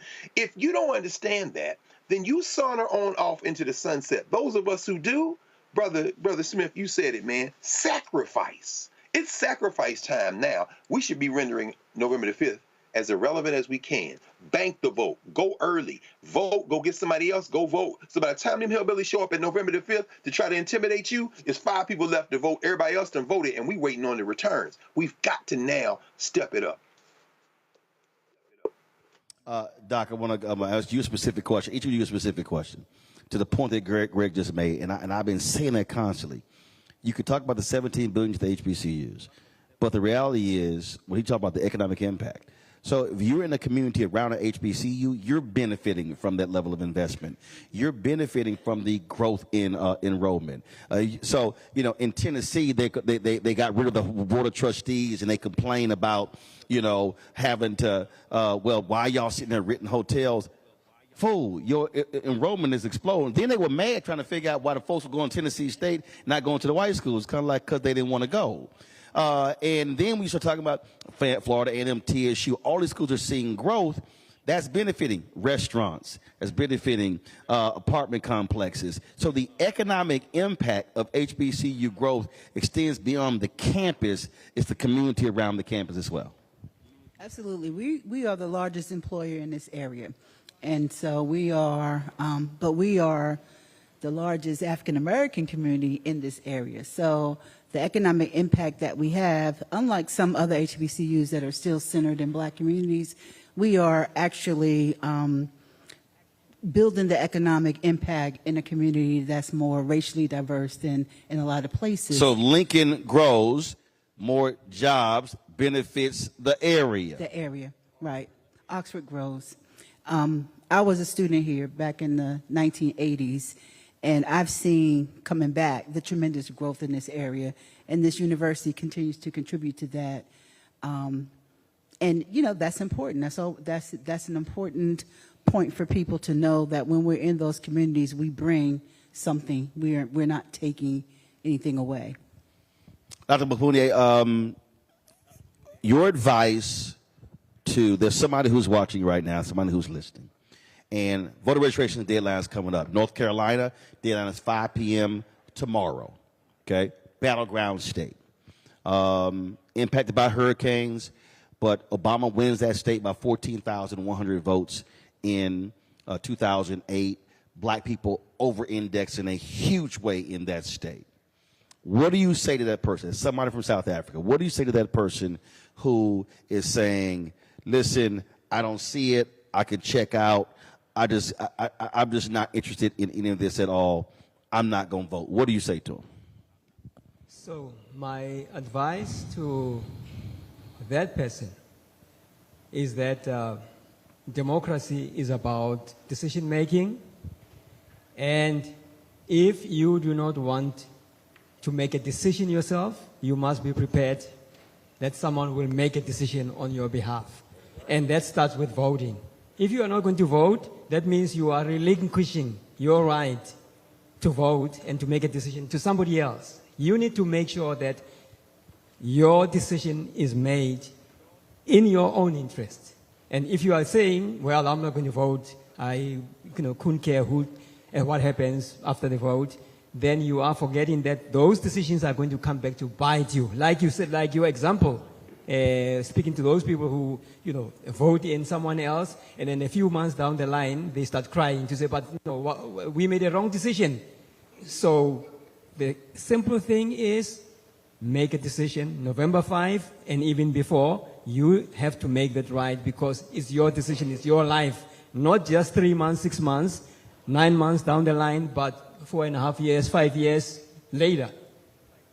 Drake, there's a young brother or young sister in college or not in college, and they are on the fence. They say, I might sit it out, I might vote Green Party, I don't like this. You're already shaking your head. And they come up with a variety of reasons. What do you say to them why they need to get registered and why they need to cast a ballot? I think I say to my peers, if your vote is not important, why are they trying so hard to take it away? I mean, every day something in the news, right? They're trying to wipe her name off the ballot for this, and this reason, because there's power in your vote. And I don't think it's not what I say it's going to show people. I think it's me doing, right? I've voted in every election since I've been eligible, since 2020. And I'll vote in every election till my heart stops beating, right? Because it's that important. And I can't not vote because I think of the sacrifices that got me here, that got my vote. I think of my grandmother, right? She's in her mid-70s. They used to throw rocks at her. She's one of the first black women in her, first black students in her high school, integrated. used to throw rocks at her, right? I think of the founders of Lincoln University, right? Started with one building, like one professor who was the president, 3 students, 30 acres, and no mule. And look at us now, right? That is from a good God upstairs, but also from actual manpower. And I can't throw it all away. There's too much at stake this year, right? There's too much that's been put on the line for you to sit at home and not do anything. Because the reason that you think your vote does not matter is because they're putting a lot of money and time and effort into telling you that. So I'm going to say this to close this out, and that is, and again, I love for people, I need people to understand and see tangibles. This is a state university, which means it receives state funding, which means that the folks who vote on this university, they are elected by the people. And what our folk have to understand is that this is our money. A state institution is our money. I remember I had some folks who said, why should you go to Texas A&M and not go to Texas Southern? I said, well, both of them state schools. I said, so I'm going to go get their money too. That has to be a state of mind. And so this state of Pennsylvania is going to be hugely critical when it comes to who is the next president of the United States. But there's also a U.S. Senate race. It's also important. And who controls the United States Senate is most important. Because the reality is this, under Biden-Harris, 200 federal judges, actually it's more than that now, have been appointed to the federal bench. 58 African-American, 37 black women, 21 black men. This president and the vice president appointed more black women to the appeals court than every president before them combined. Combined. Biden leaves office January 20th. Hopefully, Vice President Kamala Harris is 47th president. She may very well face a Republican United States Senate. That means they will determine whether or not her judges can even get a hearing. They will determine whether or not her nominees to cabinet gets approved or gets voted down. And so then you go down further. You have congressional races in Pennsylvania all across the country. And guess what? If Democrats win 218 seats, Hakeem Jeffries becomes the first black Speaker of the House in United States history. Which means, and Reese already pointed it out, the Constitution says any bill that involves money starts in the House. Let me remind everybody, all of you out there who have been complaining, you complain, Democrats fail on the George Floyd Justice Act. That's a lie. The George Floyd Justice Act passed the House. It died in the Senate, and you can blame Senator Tim Scott and Senator Lindsey Graham, Republicans of South Carolina. The Crown Act passed the Democrat-controlled House, died in the Senate because it couldn't get 60 votes. Let me remind everybody, after 10 black people were murdered in Buffalo, New York, Congressman Jamal Bowman put forth a bill calling out white supremacy, calling out extremists, calling out law enforcement. Every Republican except one voted against the bill after 10 black people were slaughtered. Let me remind y'all, Republicans voted against the renaming of Confederate Army and military bases. Let me just remind you how many Republicans voted for the American Rescue Plan? 0. Infrastructure bill? 0. How many of them want the infrastructure money? And right now, how many Republicans voted against FEMA funding and they're now begging FEMA for money for their community? All I want people to do, forget a Democratic Party and Republican Party, just look at issues, just like when I asked about HBCUs. How much money did HBCUs get under Trump Pence compared to Biden-Harris? And if more happened on the Biden-Harris than got on the Trump-Pence, it's a good bet you're going to get more on the Harris walls than you will Trump and Vance. And so I'll strip away party and just look at where the issues stand. And if I'm looking at civil rights, if I'm looking at voting rights, I'm looking at criminal justice reform, black maternity health, I'm looking at the health period, it's no choice. It's a very easy choice. But one thing you have to do is not sit at home and then say, well, both parties are the same, because they're not, and the facts actually show it. Let me appreciate all the folks at Lincoln for making today's show possible. Madam President, thanks a bunch. Y'all know I'm real black. We were going to Philadelphia for 2 days, and they had me going to a suburban Penn State school, and I was like, what is this school? And I said, no, we're not going there. I called some folks with some Democratic folks. I was like, no, we're not going there. And so I called the president's office, and they were like, hello, this president's office. I'm like, yep, it's Roland Martin. I need to hire the president. And luckily, your secretary knew who I was, so she's like, hold on. She didn't ask me who you with. And then I was like, I said, is what we want to do? She was like, well, it's homecoming. It's a concert that night, but there's some students who actually want to talk about, do some voting stuff. She said they want to do it on Thursday. I was like, cool, we'll do it with them. Let's go. And luckily, I'd already communicated with them because Reverend Dr. William Barber put me together. What's her name? She's escaping me. Kinsey? Yes, put me on, and then we did the Zoom, and so we chatted. So I was like, oh yeah, I already talked to them. So I said, we good. So that's how we connected, and so we're glad to make this happen. Glad all of y'all came out. But I'm gonna ask every person in this room. I did this in Philadelphia as well, and everybody who's listening. All I'm asking you to do when you leave here is call 10 people you know, and ask those 10, are you registered? And then if they say yes, they are, then you say, what's your voting plan? And then if they say I'm not, then you say, I'm going to get you registered. Because this election is going to be won by the margins. Literally, they're expecting that Pennsylvania, Michigan, Wisconsin, North Carolina could be decided by anywhere from 10 to 20,000 votes. So if 100 people call 10, that's 1,000 votes alone. And if the margin is 10,000, that 1,000 represents 10% of that number. And so, trust me, your 10 phone calls can make a difference. To all the folks watching, we appreciate it as well. Y'all, please keep supporting the work that we do.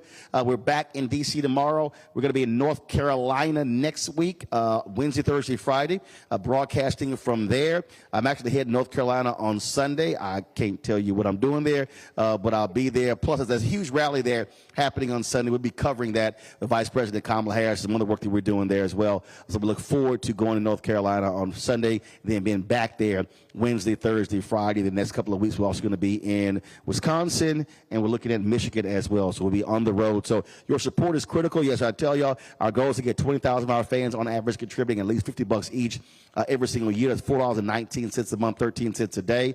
Since we launched this show in 2018, 31,000 of our fans have contributed anywhere from $1 up to $30,000 to make this show possible. And so please make it happen. All my analog people who don't trust Cash App, PayPal, Venmo, Zelle, here's our P.O. box. Y'all see y'all checks and money orders. And y'all, they seeing check. Y'all think I'm lying. They see at least 20, 30 a week. Take me a while. I got to open the envelope. Got to sit here and sign the back. I got to take a picture, but the money still count. So your check and money order, P.O. Box 57196, Washington, D.C. 20037-0196. Cash App is really tripping. They've changed their rules, y'all. So it's all kind of drama. So I'm still trying to sort it out with them. So I've taken them off of our giving until we get it sorted out. But you can give via PayPal. Of course, our name is R. Martin Unfiltered. Venmo is RM Unfiltered. Zelle is Roland at RolandSMartin.com. Roland at RolandMartinUnfiltered.com.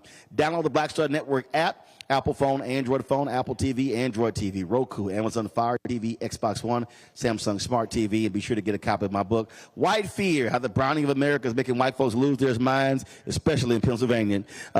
Get your copy, Ben Bella Books, Amazon, Barnes & Noble, Target, Books A Million. You can also get the audio version on Audible, and yes, I did the reading as well.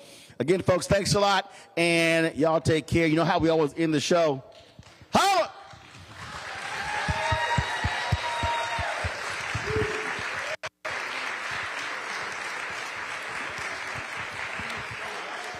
Black Star Network is here. Oh, no punch! I'm real revolutionary right now. Thank you for being the voice of Black America. All momentum we have now, we have to keep this going. The video looks phenomenal. See, there's a difference between Black Star Network and Black-owned media and something like CNN. You can't be Black-owned media and be scared. It's time to be smart. Bring your eyeballs home. You dig?